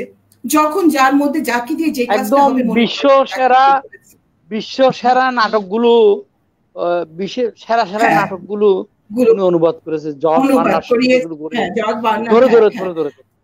ধরে ধরে যেটা মনে হচ্ছে, যাকে দিয়ে যেটা মনে হয়েছে তাকে দিয়ে করেছে। শুধু তাই না বন্ধু, এমনকি অনেক ছোটদেরকেও দেখেছি, আমার মেয়ের বয়সী আছে, আমার অনেক ছোট, অনেক ফ্যান আছে ওর, অনেকে ভালোবাসে, খুব ভালোবাসে, যাদের মধ্যে দেখেছে সে গান করতে পারে, তাকে ইনবক্সে পাঠালে সে তাকে সহযোগিতা করছে, তুমি এভাবে করো ওভাবে। যে কবিতা লিখতে পারে মনে হচ্ছে, তাকে বলছে ঠিক কবিতা পাঠাচ্ছে, সে নিজে ঠিক করে দিচ্ছে, এটাকে মনে হয় এই লাইনটা তুমি এভাবে করো, ওই লাইনটা। এগুলো কেউ জানে না, যে পাঠাচ্ছে সে জানে আর আমি জানি, মানে এই সব কথা না কেউ জানে না। আমি বলছি তো, শান্তনু একটা বিস্ময়, শান্তনু একটা গল্প। আপনারা যদি শান্তনুর কথা জানতে চান, আমি সমস্ত গল্পগুলো আমি জানি, সমস্ত ইনবক্সে কার কি আসছে সব আমি জানি, সে কিভাবে সবাইকে সাহায্য করেছে সব আমি জানি। যাকে দেখেছি গদ্য লিখছে ভালো, তাকে বলছে তুমি গদ্য লেখা শুরু করো। যাকে দেখছে কবিতা লিখতে পারবে সে, এবং তুমি কবিতা লেখো, তাদের কবিতাগুলো ঠিক করে দিচ্ছে, তাকে নিয়ে এমন কি প্রকাশকের কাছে যাচ্ছে, কোথায় যাচ্ছে, সব কিছু। মানে এমন একটা মানুষ সবাইকে সাহায্য করেছে, যার মধ্যে এতটুকু সম্ভাবনা দেখেছে। আর মানুষের সেবার কথাটা আমি বলবো না, অনেকে বলছেন এখন আমাদের মানা আছে, ও আমাকে বলেছিল এইসব কথা বলতে নেই, কাউকে কখনো বলো না, সেজন্য আমি কখনো এটা বলবো না। অন্যরা যারা সাহায্য পেয়েছে তারা বলতে পারে, আমি বলবো না। তবে সে যখনই পেরেছে, যেভাবেই পেরেছে, যতটুকু পেরেছে, মানুষকে কিন্তু সাহায্য করেছে। শেষ একটা কথা বলে শেষ করি আমি, আসলে ওর গল্প শেষ হবে না। ওর খুব ইচ্ছে ছিল, বলেছিল আমাকে, শুভ্রা 2020 সালে আমি আর চাকরি করব, ছেড়ে দেবো চাকরি। আমি ওকে বললাম, কবে থেকে আমি তোমাকে অবসর নিতে বলছি, কেন? এখন তুমি অন্য কাজ করো, আমাদের আর টাকা পয়সার দরকার নাই, আমার দুনিয়া এস্টাবলিশ হয়ে গেছে, এখন তুমি শুধু তোমার কাজ করো। বলকে হ্যাঁ, এখন আমি তাই করব, নাটক করব, গান করব, গান লিখবো, আর মানুষের জন্য সেবা করব। পারলো না, যেটুকুন করেছে। তবে আমি আপনাদের কথা দিচ্ছি, ওর যা যা স্বপ্ন ছিল আমি করব, মানুষের সেবা করব। যারা শান্তনুর কাছে আসতেন, যে কোনো সাহায্য চাইতেন আর্থিকভাবে, মনে করবেন আমি শান্তনু আছি এখনো, মিসেস শান্তনু, আমার মাঝে শান্তনু বেঁচে আছে, আপনারা আমার কাছে আসবেন, আমি দু হাতে আপনাদের যতটুকুন পারি আমি সাহায্য করব আপনাদের। কারণ এটা শান্তনুর স্বপ্ন, মানুষের সাথে মিশে থাকা। আর একটা কথা বলবো, শান্তনু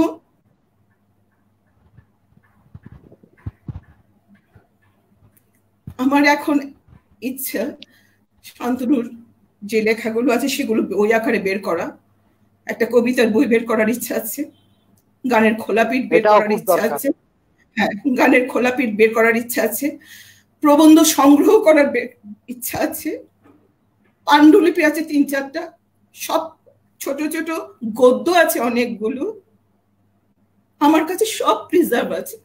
তবে আমি 1 বছরের মধ্যে তো সব করতে পারবো না, বছরে একটা একটা করে করব, 2টো করে করব। শুধু আপনারা আমাকে আশীর্বাদ করবেন, আমার পাশে থাকবেন, আমি শান্তনুর কাজগুলো করব। এটুকুন বলে, আপনারা যে ভালোবাসা দেখিয়েছেন এতদিন ধরে, সমস্ত অনুষ্ঠানগুলো, বিভিন্ন সংগঠন তার অনুষ্ঠান করছে, আজকে 1 বছর ধরে তাকে নিবেদন করছে, তাদের প্রতি, যারা শান্তনুকে নিয়ে, শান্তনুর বিভিন্ন দিক নিয়ে লিখেছে তাদের প্রতি, শান্তনুর ভক্তদের প্রতি, যারা বিভিন্নভাবে চেষ্টা করছে শান্তনুর কাজটাকে পৌঁছে দিতে তাদের প্রতি সকলের কাছে আমি বিনম্রভাবে শ্রদ্ধা জানাচ্ছি, ভালোবাসা জানাচ্ছি, কৃতজ্ঞতা জানাচ্ছি। আপনারা সবাই মিলে শান্তনু বাঁচিয়ে রাখুন। আর আমি তো রইলামই, শান্তনুকে যেভাবে ভেবেছেন যে শান্তনু তার কাছে যেতাম, এটা হয়ে যেতে কথা দিচ্ছি, এভাবে আপনারা আমার কাছে আসবেন। আমি আপনাদের অনেক ধন্যবাদ। অনেক ধন্যবাদ শুভ্রাদিকে। আসলে আমরাও বিশ্বাস করতে চাই যে প্রসিনিয়ামের মতো একটি বড় কাজ হয়েছে এবং নিশ্চয়ই শুভ্রাদির পাশে সবাই যেভাবে থেকেছে শান্তনুদার এই স্বপ্নগুলো পূরণ করবার ক্ষেত্রে, প্রসিনিয়ামের মতো একটি বড় কাজ যখন বাস্তবায়ন হয়েছে নিশ্চয়ই শান্তনুদার অন্যান্য পাণ্ডুলিপিগুলো এবং কবিতার বইগুলো আমরা পাবো এবং এইভাবেই শান্তনুদা আমাদের সাথে একসাথে চলবে। আমরা অনেকেই আসলে যুক্ত রয়েছেন আমাদের সাথে। আর একটা কথা বলি মুজাহিদ, একটুখানি ইন্টারাপ্ট করি। হ্যাঁ দিদি, প্রসেনিয়ামের শেষের দিকে যখন বইমেলা বের করতে চেয়েছিলাম, পারি নাই। তারপর খড়িমাটিকে বললাম এই জায়গাটায় আমাকে একজনের কথা না বললেই নয়, সেটা হচ্ছে কামরুল হাসান বাদল। অসম্ভব ভাবে সহযোগিতা করেছেন এবং রাত জেগে জেগে 4-5টা প্রসেনিয়ামের প্রুফ দেখেছেন।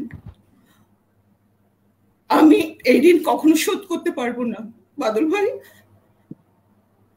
সবাই আপনারা আমাকে অনেকভাবে সহযোগিতা করেছেন। আমি জানি আমি যখন কবিতা বইটা বের করবো আমি আরেকজনের কাছে যাব, সেও আমাকে এইভাবে সাহায্য করবে। আসলে আপনাদেরকে ছাড়া আমি চলতে পারবো না, আপনাদেরকে নিয়েই আমি যাব। আমি যখন নাটকে কাজ করবো তখন আমি হয়তো কুন্তলের কাছে যাব, অসীমের কাছে যাব, যারা নাটক আছে, যারা কবিতা আছে, এভাবেই যাব। এবং আমি জানি আপনারা সবাই আমার পাশে থাকবেন। এইটুকু, ভালো থাকবেন। শান্তনুকে বাঁচিয়ে রাখার জন্য অন্তত আমি যতদিন বেঁচে আছি আমার পাশে থাকুন আপনারা। ধন্যবাদ। নিশ্চয়ই দিদি, আমরা কুন্তলদার কাছে যেতে চাই। আসলে সবাই খুব ভারাক্রান্ত। আমরা নন্দিনীর কথা, অমৃতা নন্দিনীর কথা শুনবো একটু পরে। কুন্তলদা মূলত একটু প্রসিনিয়াম নিয়ে আমরা একটু শুনতে চাইবো। দীর্ঘদিন সে 1983 সাল থেকে এটি একটি স্বপ্ন শান্তনুদার, এবং আপনিও এই প্রসিনিয়ামে লিখেছেন। প্রসিনিয়ামের সম্পর্কে দাদার সাথে অনেক আলোচনা আপনার হয়েছে। এই গ্রন্থটি নিয়ে মূলত কাছ থেকে কি শুনতে চাই কুন্তলদা। আমাকে শোনা যাচ্ছে? হ্যাঁ যাচ্ছে। আমি একটা কথা বলি। আজ ভোর 3:30 যখন প্রসিনিয়ামটা শেষ করে আমি ভাবছিলাম যে কিভাবে শান্তনু কি বিশ্বাসকে আবিষ্কার করা যায়। আমি এই মুহূর্তে শান্তনু দা বা শামুদা কিছুই বলতে চাই না, আমি তাকে শান্তনু বিশ্বাসী বলবো। আমরা তো ঈশ্বরকে ঈশ্বর দা, ভগবানকে ভগবান দা বলি না, কারণ তারা অনেক ঊর্ধ্বে বলে তারা ঈশ্বর হয়, তারা ভগবান হয়। আর শান্তনু শুভ্রার কাছে এখন স্বামী নয়, বা তার মেয়ের কাছে তার পিতাও নয়, আমার কাছে দাদা নয়, বা কামরুল হাসান বাদল ওমর কাছে তাদের কাছে আমার বন্ধু নয়। শান্তনু আমাদের কাছে একটা অহংকার, একটা উদযাপন, একটা, আমি মনে করি আমার কাছে প্রায় একটা দার্শনিক বটে। যখন তিনি দার্শনিক হয়ে যান তখন তাকে কোনো নামে সম্বোধন না করে আমি শান্তনু বিশ্বাসী বলছি। কান্না করা দিন বটে। রবীন্দ্রনাথ একটা কথা বলেছেন রক্ত কৌতুকে স্পষ্ট ভাবে, যে তিনি বলছেন যে মানুষকে আগুনের দগ্ধ হতে হতেই শুদ্ধ হতে হয়। আর রবীন্দ্রনাথ এমন একটা কঠিন মানুষ, তিনি আগুনের ভিতর না পুড়িয়ে কাকে খুব সহজে যেতে দিতে চান না। শান্তনু বিশ্বাস আমাদেরকে আগুনে দগ্ধ করতে করতে, শুদ্ধ করতে করতে এখানে একটু দাঁড় করিয়েছে। আমি খুব প্রাতিষ্ঠানিক মানুষ। শান্তনু বিশ্বাসকে যদি পুনরাবিষ্কার করতে হয়, শান্তনু বিশ্বাসকে যদি এইখানে দাঁড়িয়ে আমি একজন প্রাতিষ্ঠানিক মানুষ হিসেবে, নাটকের শিক্ষার্থী হিসাবে, আমি যেটা মনে করি যে প্রসিনিয়ামকে নিয়ে প্রাতিষ্ঠানিক আলোচনাটাই আমি করার চেষ্টা করব। সুব্রিয়া বিশ্বাস আমার প্রিয় অভিনেত্রী, শ্রদ্ধেয়। তাদের কাছ থেকে দেখে দেখে তিনি আমার সব নাটকেরই অভিনেত্রী। আমি শুরুতে একটা ভূমিকা দিয়ে এভাবে করতে চাই। বোম্বেতে আমি কিছুদিন সলিল চৌধুরীর সাথে একটা নাটকের মিউজিকের ওয়ার্কশপ করতে গিয়েছেন। তিনি একটা গল্প বলেছিলেন আমাকে না, আমাদের কয়েকজন, যে গির্জাতে একজন চ্যালো বাদক দীর্ঘদিন চ্যালো বাজাতেন, প্রায় 70-75 বছর পর্যন্ত। তারপর একজন গির্জা কর্তৃপক্ষ বললো যে আপনার বয়স হয়েছে, আপনাকে আবার আমরা ছুটি দিচ্ছি। চ্যালোবাদক, বৃদ্ধ চ্যালোবাদক ঘাড় ঘুরিয়ে বললেন, তাহলে আমি আগামীকাল থেকে আর বাজাবো না? গির্জা কর্তৃপক্ষ, না, আপনার জায়গায় তরুণ চ্যালোবাদক আসবেন। উনি চলে গেলেন। যেদিন তরুণ চ্যালোবাদক গির্জাতে চ্যালো বাজাবেন, সেদিন প্রবীণের চ্যালোবাদকের স্ত্রী সে প্রার্থনা সভায় যোগ দিতে যাচ্ছেন। প্রবীণ চ্যালোবাদক তাকে জিজ্ঞেস করতে, কোথায় যাওয়া হচ্ছে? তোমার জায়গায় যে নবীন চ্যালোবাদক এসছেন, তিনি কেমন বাজায় একটু দেখে আসি। তিনি গয়নাকাটি পরছেন, পারফিউম দিচ্ছেন, একদম সেজে গুজে যাচ্ছেন। যাবার ঠিক মুহূর্তেই প্রবীণ চ্যালোবাদক তাকে জিজ্ঞেস করলেন, ফিরে এসে বলো আমার জায়গায় যিনি এসছেন তিনি কেমন বাজালেন। তার স্ত্রী ফিরে এলেন। ঢুকতেই প্রবীণ জিজ্ঞেস করলো, নবীন চ্যালোবাদক কেমন বাজালো? স্ত্রী কোনো কথাই বলে না।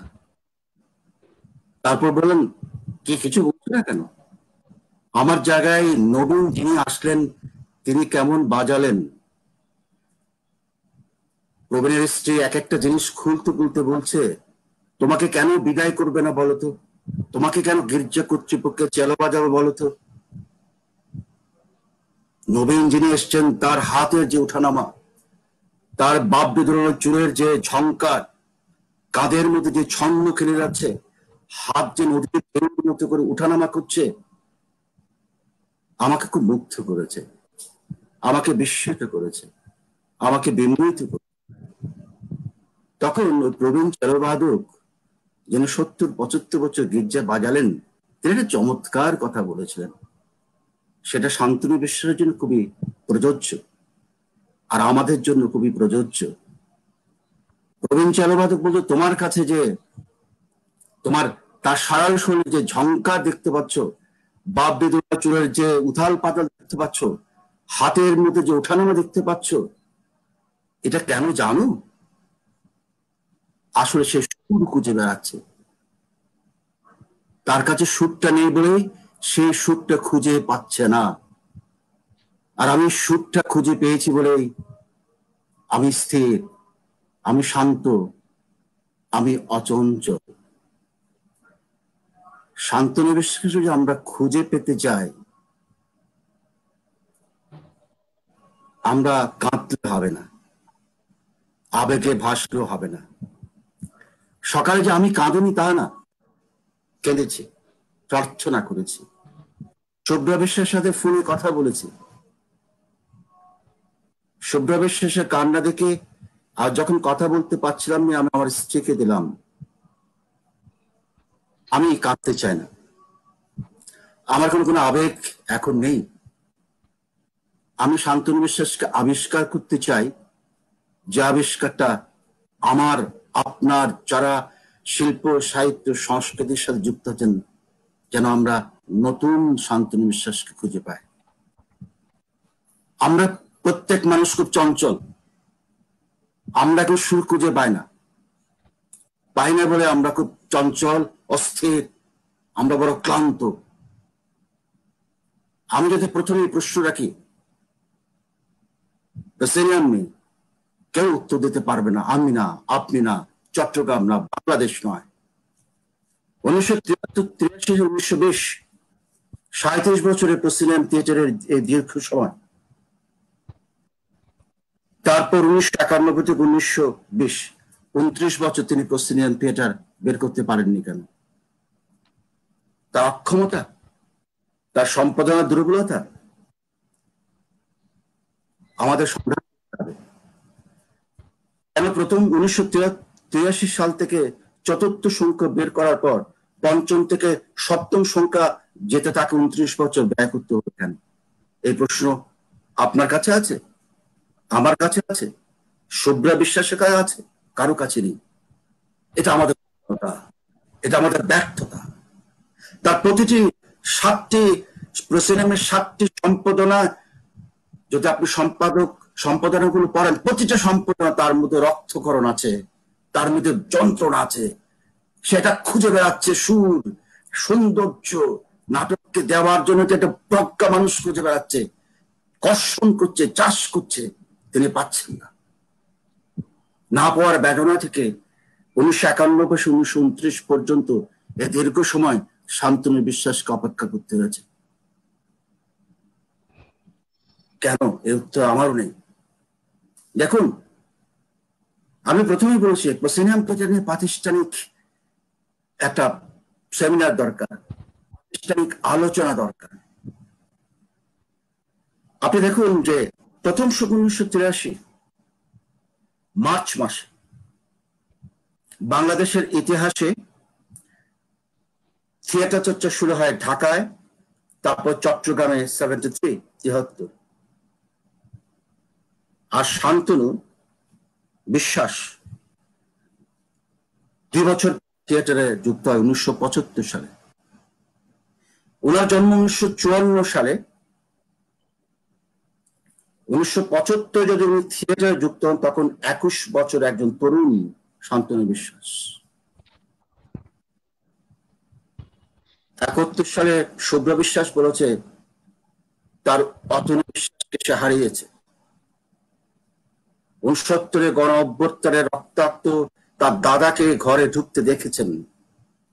শুভ্রা বিশ্বাস 1971 যুদ্ধে যাওয়ার ঘটনার কথা বলেছেন। তপ্ত দগ্ধ একজন 21 বছরের টকবগি যুবক শান্তনু বিশ্বাস যখন 1975 থিয়েটারে যুক্ত হন, তাই তিনি একটা স্বপ্ন দেখেছিলেন, একটা অসাম্প্রদায়িক বাংলাদেশের স্বপ্ন, একটা বাংলার স্বপ্ন, একটা সুন্দরের স্বপ্ন। এই অসাম্প্রদায়িক বাংলাদেশ, সুন্দরের বাংলাদেশ, এই বাংলাদেশের মধ্য দিয়ে তিনি চাষাবাদ করতে চেয়েছিলেন, স্বপ্নের চাষাবাদ করতে চেয়েছিলেন, নাটকের, শিল্পের, গানের, চিত্রকলায়। পাশাপাশি তিনি সারা বাংলাদেশের বাংলা মানুষগুলোকে তিনি সৌন্দর্যের একটা তিলোত্তমা সুন্দর নগরীর মতো তারা করার তার চিন্তা ছিল। 1971 মুক্তিযুদ্ধের পর যখন 21 বছরের শান্তনু বিশ্বাসদের মতো টকবকে যুবকরা যখন নাটকে আসে, তখন তুমুল উত্থাল স্বপ্ন, দেশটাকে অনেক কিছু করবেন, পেরেছেন? পারেননি। 1973 থেকে 73 সালে তার কিন্তু 2টি নাটক তিনি রচনা করেছেন। একটি নাটক হচ্ছে কালো গোলাপের দেশ, দপ্তরে রাজ দপ্তরে। এই 2টি নাটকই হয়েছে। উনি নাটক লিখতে শুরু করেছেন। কেন তিনি নাটক লিখতে শুরু করেছেন? কারণ তিনি চেয়েছিলেন যে সমকালীন প্রেক্ষাপটকে ধরে বাংলা নাটককে যদি নির্দিষ্ট অভিষ্ট জায়গায় পৌঁছাতে না পারি, এই থিয়েটারটা এখানে পৌঁছাবে না। শান্তনু বিশ্বাস 75-এর আগে পর্যন্ত হয়তো কলকাতা থিয়েটার, বিশ্ব থিয়েটারকে পুঙ্খানুপুঙ্খ জেনেছিলেন, বুঝেছিলেন, পড়েছিলেন, পাঠ গ্রহণ করেছিলেন। সেই শিক্ষা নিয়েই তিনি নিজে হাতে কলম ধরেছেন, নাটক অভিনয় করেছেন, নির্দেশনা দিয়েছেন। শুরুতে ওমর কায়সার একটা অসাধারণ উক্তি দিয়ে শুরু করেছিলেন যে প্রথম সংখ্যায় সম্পাদনাতে তিনি কি বলছেন দেখুন। এখানেই শান্তনু বিশ্বাসের 1983 সালের যখন প্রেসিডেন্ট থিয়েটারটা বের করেন, সেখানেই শান্তনু বিশ্বাসের স্বপ্ন প্রথিত আছে। সেখানেই শান্তনু বিশ্বাস আদৌ কি খুঁজে বেড়াচ্ছেন সেখানেই লিপিবদ্ধ করা আছে। আমি জানি না কতক্ষণ সময় আপনারা আমাকে দেবেন। আমি 6টা সংখ্যা নিয়ে বললে 3-4 ঘন্টা লাগবে, আমি অত বলবো না হয়তো। আমি একটা বলি, উনি লিখছেন 1973-এর সম্পাদকীয়তে স্বাধীনতা পরবর্তী 10 বছর চট্টগ্রাম নাট্যকর্মে কোনো ধারা সৃষ্টি করতে পারেনি, পারলো কিনা, বা দর্শক সৃষ্টিতে তা কতটুকু সহায়ক হলো, সামাজিক ও অন্যায় মুক্তির হাতিয়ার হিসাবে তা কতখানি বার্ষিকী ভূমিকা গ্রহণ করলো, বিষয় আঙ্গিক বৈচিত্র্যের পরীক্ষা নিরীক্ষার সাফল্যের ভাগ কতটুকু তারই অনুপঙ্ক বিশ্লেষণ করার সময় হয়েছে বলে আমি মনে করছি। এই কার্যলিপিতে প্রসিনিয়াম কষ্ট ফলদায়ক হবে বলে আমার কঠিন। এটা 1983 সালের তার স্বপ্নের কথা বলেছেন, তিনি থিয়েটারে যে চাষাবাদ করার কথা বলছেন সে কথা বলছেন। 29 বছর পর যখন তার শেষ আকাঙ্ক্ষা, আজকে যে খড়িমুঠি যে বইটা বিশাল 629 পৃষ্ঠার বইটা আমাদের হাতে তুলে দিলেন, সেখানে তিনি কি বিনম্র হলে একটা মানুষ, তার কষ্টের কথাগুলো তিনি লিখলেন অন্যভাবে। তিনি কি জানতেন যায় না। আমি আমার একটা জায়গায় গতকাল পরশুদিন রাত্রে লিখেছি যে উনি রাজার মতো করে চলে গেলেন শান্তনু বিশ্বাস।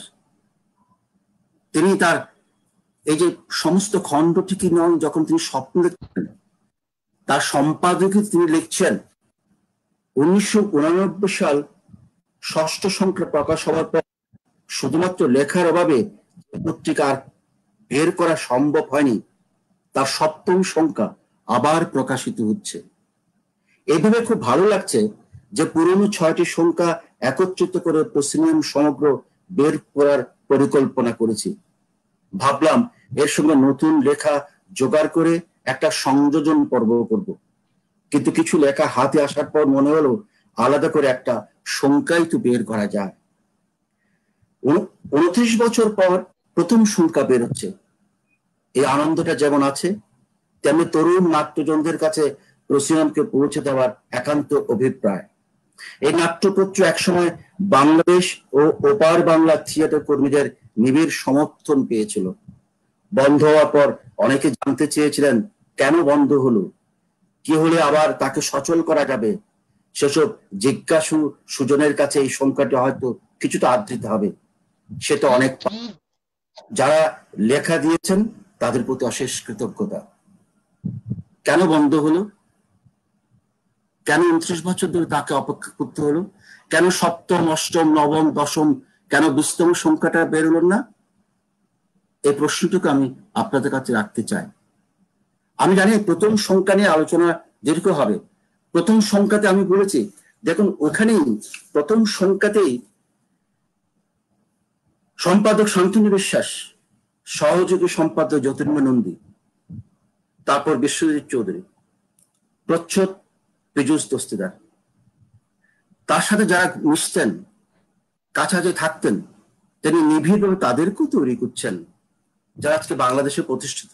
জ্যোতির্ময় নন্দী, বিশ্বজিৎ চৌধুরী, ওমর কায়সার, পীযূষ দস্তিদার, তারা শান্তনুর সহকর্মী ছিলেন, তাদেরকে তিনি তৈরি করেছেন।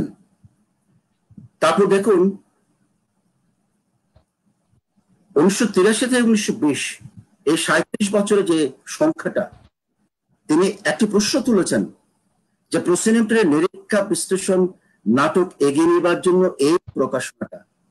তিনি বলছেন যে শুধুমাত্র থিয়েটারটা করে হবে না, একটা গবেষণা দরকার, একটা আঙ্গিক দরকার, একটা প্রয়োগ ভাবনা দরকার। তিনি তার প্রতিটি সম্পাদনার ক্ষেত্রে, প্রতিটি লেখা নির্বাচনের ক্ষেত্রে, লেখক নির্বাচনের ক্ষেত্রে তিনি কিন্তু এটা ভাবতেন। তিনি সম্পাদক হিসেবে যথেষ্ট পারঙ্গমতা, যথেষ্ট দার্শনিকতার পরিচয় দিয়েছেন। এবং প্রতিটি নাটকে তিনি একটা নাটক রেখেছেন, অনুবাদ নাটক রেখেছেন, প্রবন্ধ রেখেছেন। এমন এমন প্রবন্ধ তিনি রেখেছেন যেগুলো বিশ্বের শ্রেষ্ঠ প্রবন্ধ, যেগুলো আবার এমন প্রবন্ধ বাংলাদেশ মানুষকে তিনি লিখিয়েছেন যেখানে শুধুমাত্র নাটক নয়, সমগ্র বাংলাদেশকে, সমগ্র সংস্কৃতিকে, মানুষের যারা থিয়েটারের শিক্ষার্থী, সংস্কৃতি কর্মী, তারা শিক্ষু, তাদের প্রতি যেন তিনি সজাগ করতে চাচ্ছেন। যে একজন সম্পাদক প্রসিনিয়াম থিয়েটার যখন শান্তনু বিশ্বাস বের করেন, তিনি শুধুমাত্র তিনি যে তার উদ্দেশ্য লক্ষ্যটা একেবারে পরিষ্কার, একদম পরিষ্কার। প্রথম সংখ্যা 83 সাল থেকে এই 2020 আজ পর্যন্ত তার সংখ্যাগুলো দেখলে বোঝা যাবেন তিনি নির্বাচিত বিষয়, নির্বাচিত লেখক, নির্বাচিত চিন্তক, নির্বাচিত সমকালীনতা তিনি বেছে নেওয়ার চেষ্টা করেছেন। চেখবের মতো মানুষকে তিনি আমাদেরকে পরিচয় করাচ্ছেন চট্টগ্রামের। জর্জ বার্নাসের মতো নাটক অনুবাদ করে তিনি ক্ষান্ত ছিলেন, তিনি তার কালপুরুষ মতো নাটকের দলে তিনি এটা প্রযোজনা করেছেন। তার শেষ 4টি ছোট নাটকের শুভ্রা বিশ্বাসের নির্দেশনায় আমরা চট্টগ্রামের মঞ্চে দেখি। এগুলো আমাদের ভাবনায় আনতে হবে। আমি যেটা বলতে চাই যে আমরা শান্তনু বিশ্বাসকে আমি আবিষ্কার করতে চাই। শুভ্রা বিশ্বাস যেটা বললো, তার কবিতা, গান, তার নাটক সবকিছুকে একটা পরিবার বাঁচাতে পারে না, যোগান দিতে পারে। আমরা এখনো খুঁজে বেড়াই আমাদের বিখ্যাত কবি রূপসী বাংলার সেই কবির কবিতা এখনো নাকি প্রকাশিত হয়, জীবনানন্দ দাশের। শান্তনু বিশ্বাসকে শুভ্রা বিশ্বাস আমাদের কাছে অমর করে রাখতে পারবেন না। এই কারণে আমরা যারা সংস্কৃতি কর্মী, নাট্যকর্মী, সুধীজন বলি, আমাদের চট্টগ্রামের মানুষরা অস্বীকার করার মধ্যে প্রচন্ড আনন্দ বোধ করেন, কৃতার্থ বোধ করেন। অস্বীকার করাকে এত বাহবা পান চট্টগ্রামের মানুষরা। আপনাকে আমি অস্বীকার করার মধ্যে আনন্দ খুঁজে বেড়াই, আমাকে অস্বীকারের মধ্যে আপনি আনন্দ খুঁজে বেড়ান। কে জানে বললো যে শান্তনু বিশ্বাসকে আমরা এতদিন বুঝতে পারিনি। এটা বাঙালি বিস্তৃত জাতি। আর চট্টগ্রাম কামরুল হাসান বাদল বলেছেন, ওমর কায়সার বলেছেন, আমরা কি করেছি? মৃত্যুর পরে তাকে নিয়ে নাচানাচি করছি, শান্তনু বিশ্বাস একদিন করছি, শান্তনু বিশ্বাস উদযাপন করছি। আমাদের চারপাশে অসংখ্য মহৎ মানুষ ছড়িয়ে আছে, ছিটিয়ে আছে।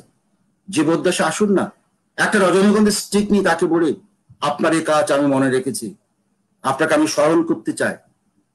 আমরা কোনোদিন করি না, করবো না। এটা আমাদের দৈন্যতা, এটা আমাদের ব্যর্থতা। শান্তনু বিশ্বাস তো আরো বেঁচে থাকতেন তার সৃষ্টির মধ্য দিয়ে, তার কর্মের মধ্য দিয়ে, তার ভালোবাসার মধ্য দিয়ে, স্বপ্নের মধ্য দিয়ে। আমরা তাকে কি মানসিক কোনোদিন সাপোর্ট দিয়েছি, সমর্থন করেছি? তিনি তো অর্থ চাননি, তিনি তো নাম চাননি, প্রতিপত্তি চাননি, চেয়েছেন সহযোগিতা, সাহায্য চাননি, তিনি সমর্থন চেয়েছিলেন। আমরা পারিনি, নাট্যকর্মীরা, সংস্কৃতি কর্মীরা। আমার প্রথম অধ্যায়, প্রথমেই যখন শান্তনু প্রসঙ্গটা যখন আমি গতকাল পেলাম, আমি এখানে একটু কথা বলতে পারি প্রফেসর কুতুব বড়ুয়া? নিশ্চয়ই। এই যে আপনি এই সম্প্রতি একদম শেষের দিকে যে কথাগুলো আপনি বললেন, এই কথাগুলোই হচ্ছে আপনার প্রশ্নের উত্তর, যে প্রশ্নগুলো আপনি আমাদেরকে করেছিলেন, যে 29 বছর কেন এই কাগজটি প্রসেনিয়াম কেন বের হলো না। আপনার এই কথাগুলোর মধ্যেই কিন্তু এটার উত্তর আছে। আমি একটু যোগ করে দিতে চাই আপনার সাথে, যে এই যে আমরা সাধারণভাবে যেটা দেখি যে আমাদের মানে সাংস্কৃতিক সংগঠনগুলো চালাতে যে সমস্যাটা হয়, সেটা হচ্ছে প্রথমেই হচ্ছে আর্থিক দৈন্যের কারণে আমাদের সাংস্কৃতিক সংগঠনগুলো বেশি দিন টেকে না, নাটকের দলগুলো বেশি দিন টেকে না, কোনো উৎসব করতে গেলে টাকা পয়সা দরকার হয়। এবং যে ছোট কাগজ, অনেক সময় যারা ছোট কাগজ, এখানে আমরা অনেকেই ছোট কাগজ সম্পাদনার সাথে জড়িত, ছোট কাগজগুলো কয়েকটা সংখ্যা করার পরে ছোট কাগজগুলো বন্ধ করে দিতে হয়, মূলত আর্থিক দীনতার কারণে। কিন্তু আর্থিক দীনতা তো শান্তনু বিশ্বাসের থাকার কথা নয়। উনি কিন্তু টাকার অভাবে এই পত্রিকাটার যে প্রকাশনা বন্ধ ছিল সেটা নয়। তাহলে কোথায় তার মানে অসুবিধাটা কোথায় ছিল? সেটি হচ্ছে তার একটা অভিমান ছিল।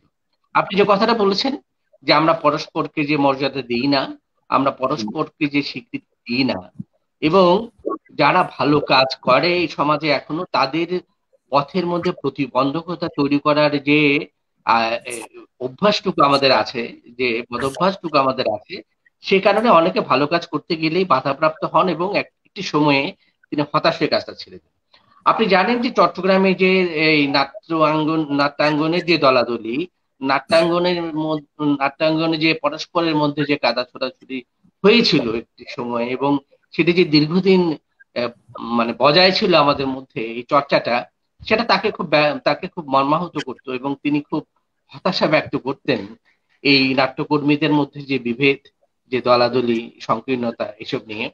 ফলে এই যে আপনি যে প্রশ্নটা করলেন তার উত্তর হচ্ছে এই সব কারণেই এই হতাশা, এই ব্যর্থতা, এই রাগ, এই অভিমান থেকেও এই দীর্ঘ বছর প্রায় 3 দশকের কাছাকাছি এই কাগজটা তিনি বের করেন।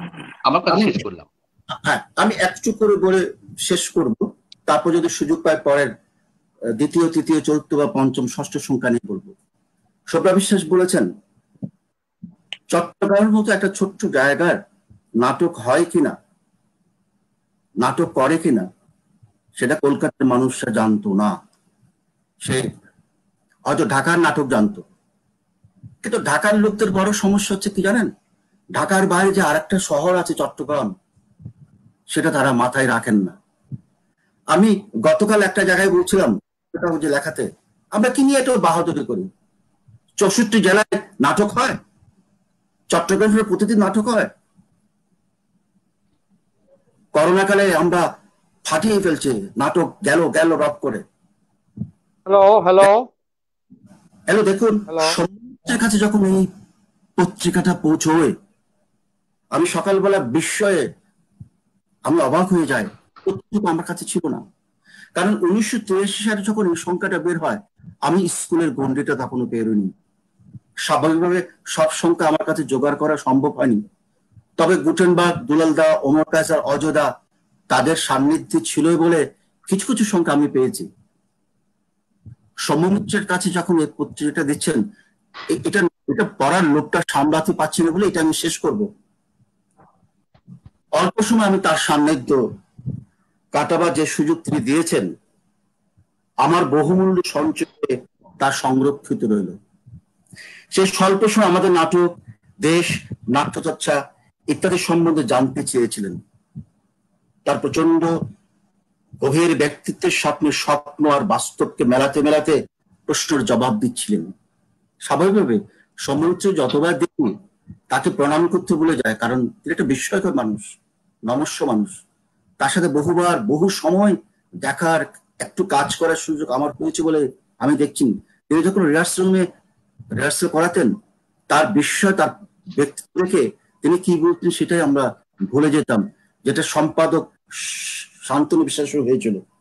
এই বয়সে কি অসাধারণ স্বাস্থ্য সবল কান্তি দেহপটে উপচে পড়ছে, কি আশ্চর্য কর্মদক্ষতা। এখন সে শরীরে বাঁধা। বললাম যদি সম্ভব হয় একবার চট্টগ্রাম ঘুরে যাবেন। ওদের প্রকৃতি, মানুষের হারমোনি এখনো তেমন নষ্ট হয়নি, তবে হয়ে যেতে আর কতক্ষণ। উনি বললেন যাওয়ার খুব ইচ্ছে, এত কাছের তবু দেশটাকে দেখা হয়নি, দেখি। অন্তরে গভীর এবং শ্রদ্ধা প্রণতি জানিয়ে বেরিয়ে এলাম।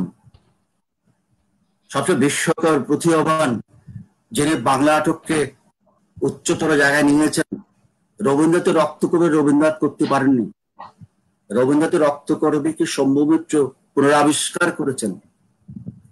রবীন্দ্রনাথের রক্তকবির মধ্য দিয়ে আমরা রবীন্দ্রনাথকে নাট্যকার হিসেবে আমরা বিশ্বে স্বীকৃতি পাচ্ছি।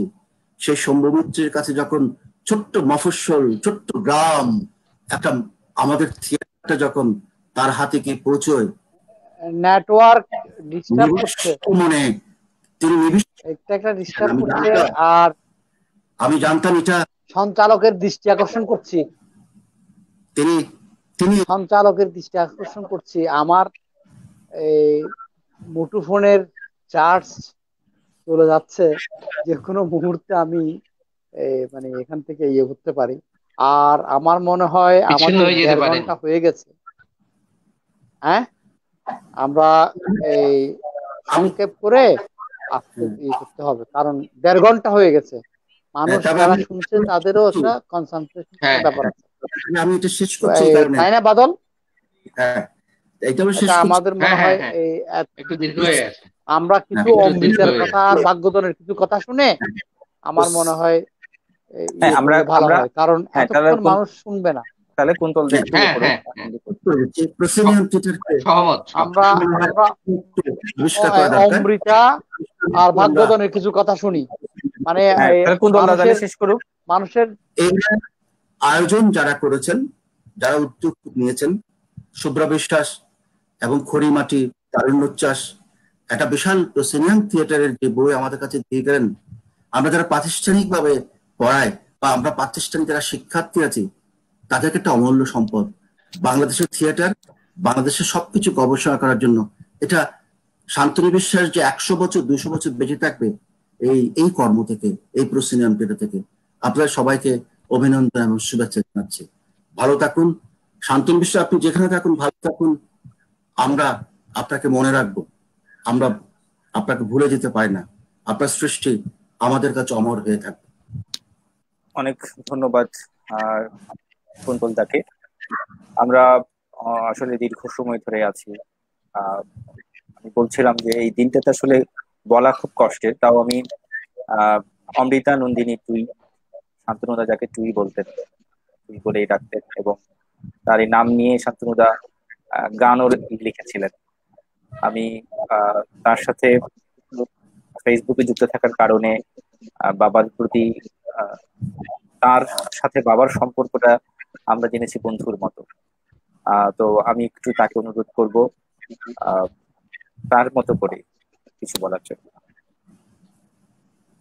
প্রথমেই ধন্যবাদ খড়িমাটি এবং তারুণ্যের উচ্ছ্বাসকে, তারা এই আয়োজনটি করেছে তার জন্য আন্তরিক কৃতজ্ঞতা, এবং আজকে যারা অংশগ্রহণ করছেন তাদের সকলের জন্য শ্রদ্ধা এবং ভালোবাসা।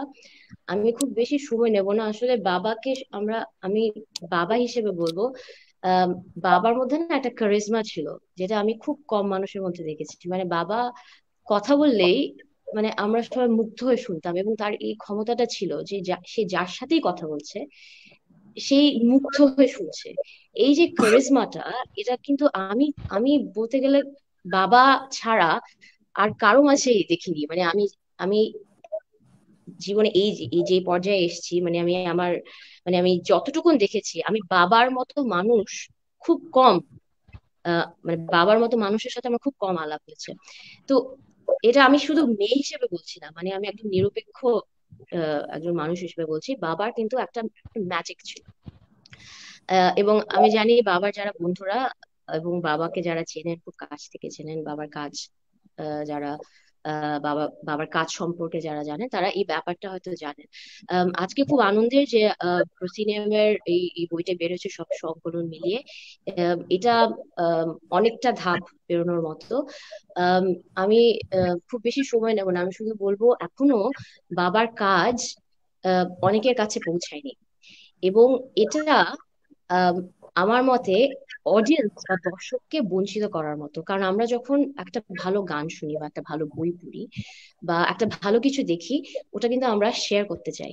কারণ আমাকে যদি কোনো কিছু ভাবায়, কোনো কিছু আমাকে যদি অনুপ্রাণিত করে, কোনো কিছু যদি আমাকে ইন্সপায়ার করে, আমি চাই আরেকটা মানুষকে সে একই জিনিসটা যদি অন্য মানুষকে যদি কোনোভাবে একটু নাড়িয়ে দেয়, আমরা কিন্তু সেটা শেয়ার করতে চাই। সেই স্পিরিটে, সে একই স্পিরিটে যদি বাবা নিজে প্রচার বিমুখ ছিলেন, বাবা নিজে নিভৃতচারী ছিলেন বলে বাবা নিজের কাজ নিয়ে কথা বলতেন না, কিন্তু বাবার কাজটা দর্শকের কাছে পৌঁছে দেওয়াটা এই জন্যই জরুরি কারণ আমরা যারা দর্শককে বঞ্চিত করতে না পারি।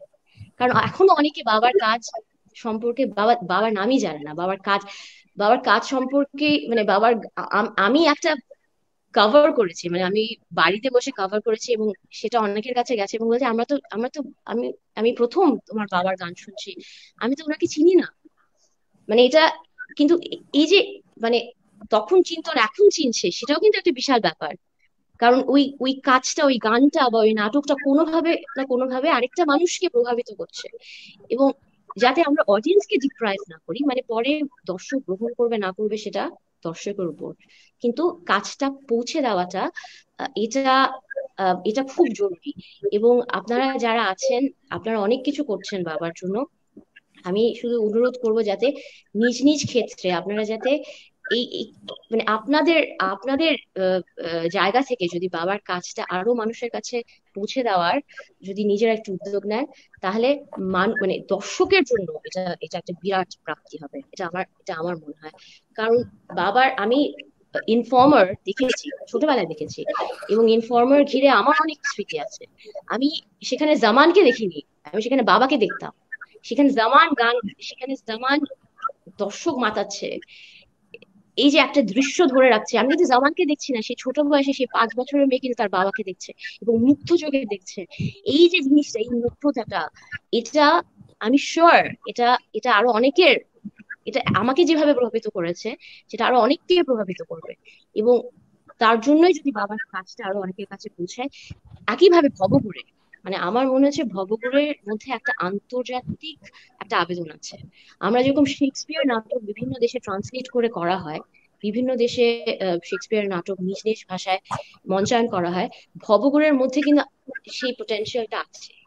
এবং সেটা শুধু বাংলা ভাষাভাষীদের মধ্যে না, ভবঘুরে যদি অনুবাদ করা হয়, ভবঘুরিকে যদি আমরা একটা ইন্টারন্যাশনাল স্টেজে নিয়ে যেতে পারি, তাহলে এটা কিন্তু আমাদের মানে সবার জন্য একটা বিরাট প্রাপ্তি, অডিয়েন্সের জন্য একটা বিরাট প্রাপ্তি। আমি খুব বেশি সময় নেব না, আমি সবাইকে ধন্যবাদ জানাচ্ছি। আজকে সবাই এত কিছু বলছেন, বাবাকে নিয়ে এত কাজ করছেন, এটা খুব আনন্দের। প্রসিনিয়াম বের হয়েছে, সব সংকলন মিলে এটা দারুণ আনন্দের ব্যাপার। সবার জন্য শ্রদ্ধা ও ভালোবাসা রইলো, এটুকুনি। ধন্যবাদ। অনেক অনেক ধন্যবাদ জানাচ্ছি অমৃতা নন্দিনী। আমরা শেষ করব, আমরা ভাগ্যদার কাছ থেকে কিছু শুনে শেষ করব। তার আগে জীবন নিয়ে শান্তনুদার আরেকটি গান আমরা একটু দর্শকদের জন্য একটু শোনাতে চাই।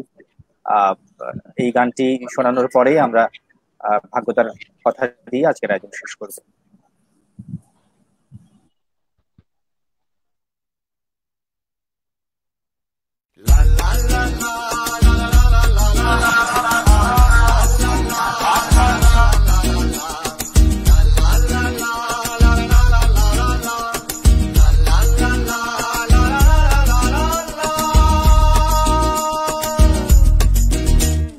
সামনে পেছনে ডায় আর বাঁয়ে যেদিকে থেকে দেখো, জীবন তোমার একটাই, গেলে আর খুঁজে পাবে না কো। ঘুমে জাগরণে কেন প্রাণপণে কিসের পেছনে ছোট, একটাই শুধু জীবন, তা হবে না কখনো দুটো। একটাই শুধু তুমি, যেদিনে করলে আমায় দুটো। জীবন হলো নদী, আমি ভাসমান খড়কুটো। সামনে পেছনে ডায় আর বাঁয়ে যেদিকে থেকে দেখো, জীবন তোমার একটাই, গেলে আর খুঁজে পাবে না কো। ঘুমে জাগরণে কেন প্রাণপণে কিসের পেছনে ছোট, একটাই শুধু জীবন, তা হবে না কখনো দুটো। একটাই শুধু তুমি, যেদিনে করলে আমায় দুটো। জীবন হলো নদী, আমি ভাসমান খড়কুটো।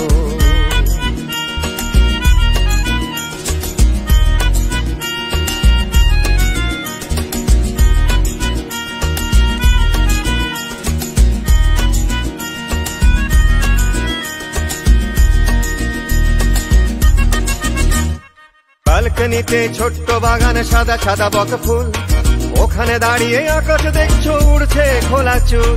শরীর তোমার শাড়িতে নয়, তরুণ পাতায় মোড়া, তার নিচেতে কিচির বিচির শালিক এক জোড়া। একটাই ছিলে তুমি, যেদিনে করলে আমায় দুটো।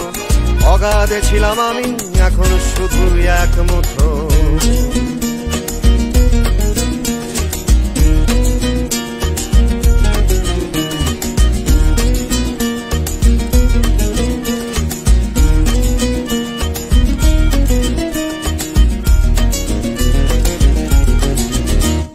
শাল বৃক্ষের ছায়ায় দাঁড়িয়ে স্থাপত্য যেন তুমি, বৃষ্টি প্রপাতে মধ্য দুপুর তোমার অনুগামী। তুমি কেমন এক নিমিষে বলে দিতে পারি, তুমি যেমন এক নিমিষে অচেনা এক নারী। একটাই ছিলে তুমি, যেদিনে করলে আমায় দুটো। ছড়িয়ে যাওয়া ডালপালা সব এখন ছোট ছোট। সামনে পেছনে ডায় আর বাঁয়ে যেদিকে থেকে দেখো, জীবন তোমার একটাই, গেলে আর খুঁজে পাবে না কো। ঘুমে জাগরণে কেন প্রাণপণে কিসের পেছনে ছোট, একটাই শুধু জীবন, তা হবে না কখনো দুটো। একটাই শুধু তুমি, যেদিনে করলে আমায় দুটো। জীবন হলো নদী, আমি ভাসমান খড়কুটো।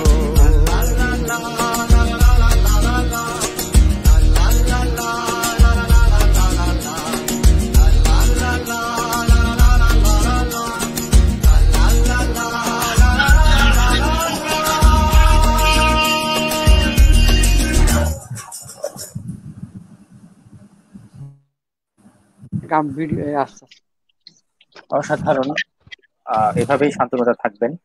আমি এবারে কবি ভাগ্যধন বড়ুয়াকে অনুরোধ করছি কিছু বলে আজকের আয়োজনটির সমাপনী করবার জন্য। শান্তনু বিশ্বাসের কথা মনে পড়লেই মনে পড়ে আমার একটি গান, তোমার ঘরে বসত করে কয়জনা। শান্তনু বিশ্বাস এই একটাই জীবনে কতগুলি দুনিয়া সৃষ্টি করেছেন।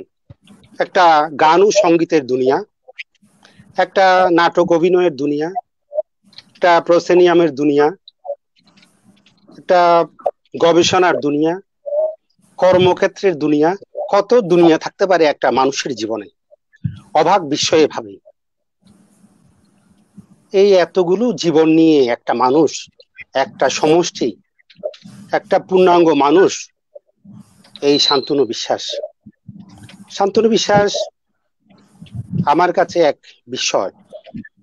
তিনি শুধুই দিয়েছেন আমাদেরকে, এবং মৃত্যুর 15 দিন আগে তিনি যে নাটক লিখেছেন, নির্দেশনা দিয়েছেন নির্বার, তিনি যেন আমাদেরকে হাতে ধরিয়ে দিয়ে নির্বার হতে চেয়েছেন। আমরা যেন পথটাই অনুসরণ করে চলি। কি দেন নাই উনি মানুষের? এই আমাদেরকে স্বপ্ন দিয়েছেন, স্বপ্ন জাগিয়েছেন, সুন্দরের স্বপ্ন। কখনো কখনো আমার কাছে মনে হয় তিনি পোস্টম্যান, তিনি আমাদেরকে সুন্দর পৃথিবীর একটা স্বপ্নের চিরকুট দিয়ে পৃথিবী থেকে নীরবে নিভৃতে সবকিছু দিয়েই চলে গেছেন। আর দেয়ার কি বাকি আছে? নিজের জীবন, নিজের শরীরটাও দিয়ে দিয়েছেন মেডিকেল ছাত্রদের জন্য। সুতরাং একটা মানুষের এই 65 বছর জীবনের একটা মানুষের যে সবসময় ক্রিয়ায় সৃজনশীলতায় সক্রিয় ছিলেন, এই মানুষটি জীবনের এই কুন্তলদা বলেছেন 21 বছর বয়স থেকে যেখানে আমরা চঞ্চল, ছুটাছুটি, দৌড়াদৌড়ি, ওখানে এই মানুষটাই কাজেই নিমগ্ন। 65 বছর জীবনে 40 বছরেই নাটক, সঙ্গীত, সৃষ্টিশীলতা এই জীবন নিয়েই কাটিয়েছেন। সুব্রাদির কথাই আমি বলি, সুব্রাদি, শান্তনুদা একক সুব্রাদির পরিবারের অংশ নয় এখন। এটা আমাদের বাংলা ভাষার, বাংলা গানের, বাংলা থিয়েটারের, বাংলা অভিনয়ের। আমি মাঝে মাঝে একটা কবিতায় বলি, যখন আমি পোস্টম্যানের গানগুলি শুনি তখন এই কথাটা, এত আলো তবু এত ছায়া চারপাশে, যত আলো জ্বলেছিল সব নিভে গেছে, সাইরেন ধ্বনি শুনি আকাশে আকাশে, আকাশটা কেন এত দূরে সরে গেছে, কথা আর গান আর হাহাকার নিয়ে আমি তোমাকে এঁকেছি, সে কথা সে গান আজ সব থেমে গেছে। শান্তনুদা হয়তো আমাদের কাছে নাই, কিন্তু উনি থেমে গেছেন। কিন্তু উনি যে পথ দেখিয়েছেন, যে স্বপ্ন দেখিয়েছেন, যে কাজগুলো দিয়ে গেছেন আমাদের কাছে, আমি চিন্তা করতেও আমার বিস্ময় লাগে। একটা মানুষ চট্টগ্রামের থেকে, অনেকে আঞ্চলিকতার কথা বলেছেন, চট্টগ্রামের থেকে পৃথিবীর সমস্ত সঙ্গীতগুলো নিজের ভিতর আত্মীকরণ করে, যত ধ্রুপদী সঙ্গীত আছে পৃথিবীর, ওই সঙ্গীতগুলো শুনলে মনে হয় আমার কাছে মানে পরাণের টান মারে, একটা পরাণের টান মারে, মানে মাঝির ভিতর যে চোরা টান, তার গানের একটা চোরা টান। আমি মানে যখনই শুনি সোহাগী বিনুনি, তুমি আমাকে মানে এক ধরনের জোরের টান, অমৃত টান, এই যে টান মারার এই গানের যে ওনার যে ভিতরে কলজি টান মারা যে সুর, এটা তিনি জাজ সঙ্গীত শুনেছেন, তিনি স্প্যানিশ সঙ্গীতের যত ফোক গান আছে ওইগুলি শুনেছেন, তিনি চার্চের গানগুলি নিয়ে আত্মীকরণ করেছেন, এবং একটা খোঁজার ধারণাই ছিল সবসময়। যদিও বা তিনি বলেছেন, বিশেষ হতে আমার কোনো আনন্দ নেই, আমি সাধারণের ভিতর থাকতে চাই, আমি মানুষের ভিতর থাকতে চাই, আমি তোমাদের ভিতর থাকতে চাই। এই যে আমাদের হয়ে ওঠা, আমাদের কাছে থাকা, শান্তনুদা থাকবে সবসময়। এবং উনি কবিতাকে গানময় করা, গানকে কবিতাময় করা, এই যে প্রচেষ্টা, এগুলো আমার কাছে আশ্চর্যই লাগে। আমি আজকে যখন প্রসেনিয়ামটা পাইলাম 1983 সালে যখন প্রথম সংখ্যা বের হয় তখন আমি চট্টগ্রামের বাইরে, তখন আমি ক্লাস 8-এ। আজকে দেখে বিস্ময়ে ওই সময়ের চিন্তা, ওই সময়ের ভাবনা, 21 বছরের একটা ছেলের যে ভাবনা, তা আসলে এখানে শান্তনুদার যে ভবিষ্যৎ দ্রষ্টা, কতটুকু চিন্তাশীল, কতটুকু ভাবুক হতে পারে একটা মানুষ, শান্তনুদা আমাদের সামনে একটা প্রমাণ। সুতরাং তিনি যে গান রচনা করেছেন, গানগুলো বিশ্ব মানের, এটা সবাই স্বীকার করেছেন। আমি দাদার একটা কথা পড়ছি এই বইয়ে, যা চেষ্টা করেছেন। তিনি বলেছেন, সহজ চলার পথ এটি নয়, নতুন গানে শ্রোতার মন জয় করা, তার ভেতর নিজের ভাবনা সমষ্টিকে গুজে দেয়া, তাকে ভাবানো, গানের স্বাতন্ত্র্যকে চিহ্নিত করে তাকে গ্রহণ করা খুব খুব কঠিন একটা কাজ। বিশেষ করে বিজ্ঞাপনের এই যুগে, প্রচারের যুগে, আমিত্বের যুগে নিজের স্বাতন্ত্র্যকে প্রতিষ্ঠা করা, একটি পরিচয় চিহ্ন খোঁজা খুব দুঃসাধ্য।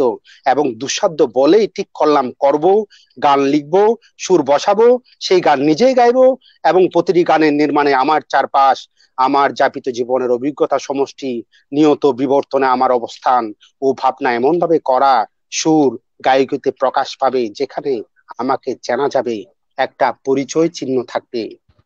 এই পরিচয় শান্তনুদার, এই পরিচয় আমরা পেয়েছি। শান্তনুদার একের ভিতর দিয়ে অনেক কিছু সমষ্টি, এই পরিচয় আমরা পেয়েছি। এই পরিচয় আমরা ধারণ করে রাখবো আমাদের চলার পথে। আমি দিদিকে, শ্রদ্ধেয় শুভ্রাদিকে আমি জানাতে চাই, আমাদের তারুণ্যের উচ্ছ্বাস, আমরা সবসময় আপনার পাশে আছি। আমরা এই দাদার, যেটা অনেকে বলেছেন, আমিও বিশ্বাস করি, আমরা বুঝিনি, আগেই বুঝিনি। আমি যখন গানগুলো শুনি, কবিতাগুলি যখন পড়ি, আমি ভাবি একটা মানুষ এত গুণ নিয়ে কিভাবে থাকে এই শহরে। এই শহর, উনি এখানে ছিলেন, আমরা আছি, আমরা দাদার পাশেই থাকবো, দিদির পাশেই আছি। আমাদের এটা আমাদের সম্পদ, এটা আমাদের বাংলা গানের সম্পদ, নাটকের সম্পদ, কবিতার সম্পদ। এটা আমরা ধীরে ধীরে উন্মোচিত হবে আশা করি। আমরা অনেকে দেখেছি, জীবনানন্দের ক্ষেত্রেও দেখেছি, আমুস্তফার ক্ষেত্রেও দেখেছি, এখন উন্মোচিত হবে ধীরে ধীরে।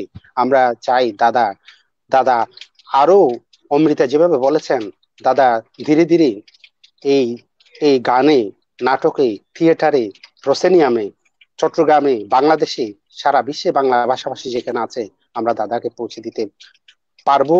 আমাদের যারা নতুন প্রজন্ম আছে, আমরা যারা আছি, আমাদের চিন্তা, লেখায়, ভাবনায় দাদাকে আমরা বহন করে থাকবো। আজকের আমাদের মাঝে যারা উপস্থিত আছেন, শান্তনুদার পরিবার, দাদা, কুন্তলদা, কামরুল হাসান, বাদল ভাই, ওমর কায়সার, মনিরুল মনির সহ মুজাহিদকে তারুণ্যের উচ্ছ্বাসের আমাদের পক্ষ থেকে আমরা অনেক শুভেচ্ছা, কৃতজ্ঞতা জানাচ্ছি।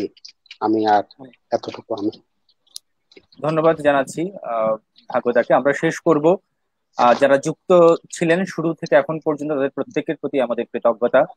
কবি আসাদ মান্নান লিখেছেন যে একটি স্মরণীয় আয়োজন এবং আলোচকদের ভেতর থেকে একজন আকর্ষণীয় শান্তনু বিশ্বাস শ্রোতাদের কাছে ধরা দিয়েছেন। আমরা এই আসাদ মান্নানের এই মন্তব্যটি দিয়েই, কবি আসাদ মান্নানের এই মন্তব্যটি দিয়েই আজকের আয়োজন শেষ করতে চাই। আমরা বিশ্বাস করি এই করোনা কাল কেটে গেলে শুভ্রাদি তার এই শান্তনুদার স্বপ্নের কথাগুলো বলেছেন, আমরা আস্তে আস্তে সেগুলো বাস্তবায়ন করতে পারবো। এবং নিশ্চয়ই বাদল ভাই এই প্রসেনিয়াম আয়োজনটিতে যেভাবে সাথে ছিলেন, আমরা প্রত্যেকের যার যার জায়গা থেকে নিশ্চয়ই আমাদের শান্তনুদাকে আমাদের সাথে নিয়ে আমরা চলবো। সবাইকে ধন্যবাদ। আমরা আজকের আয়োজনটি এখানেই শেষ করছি।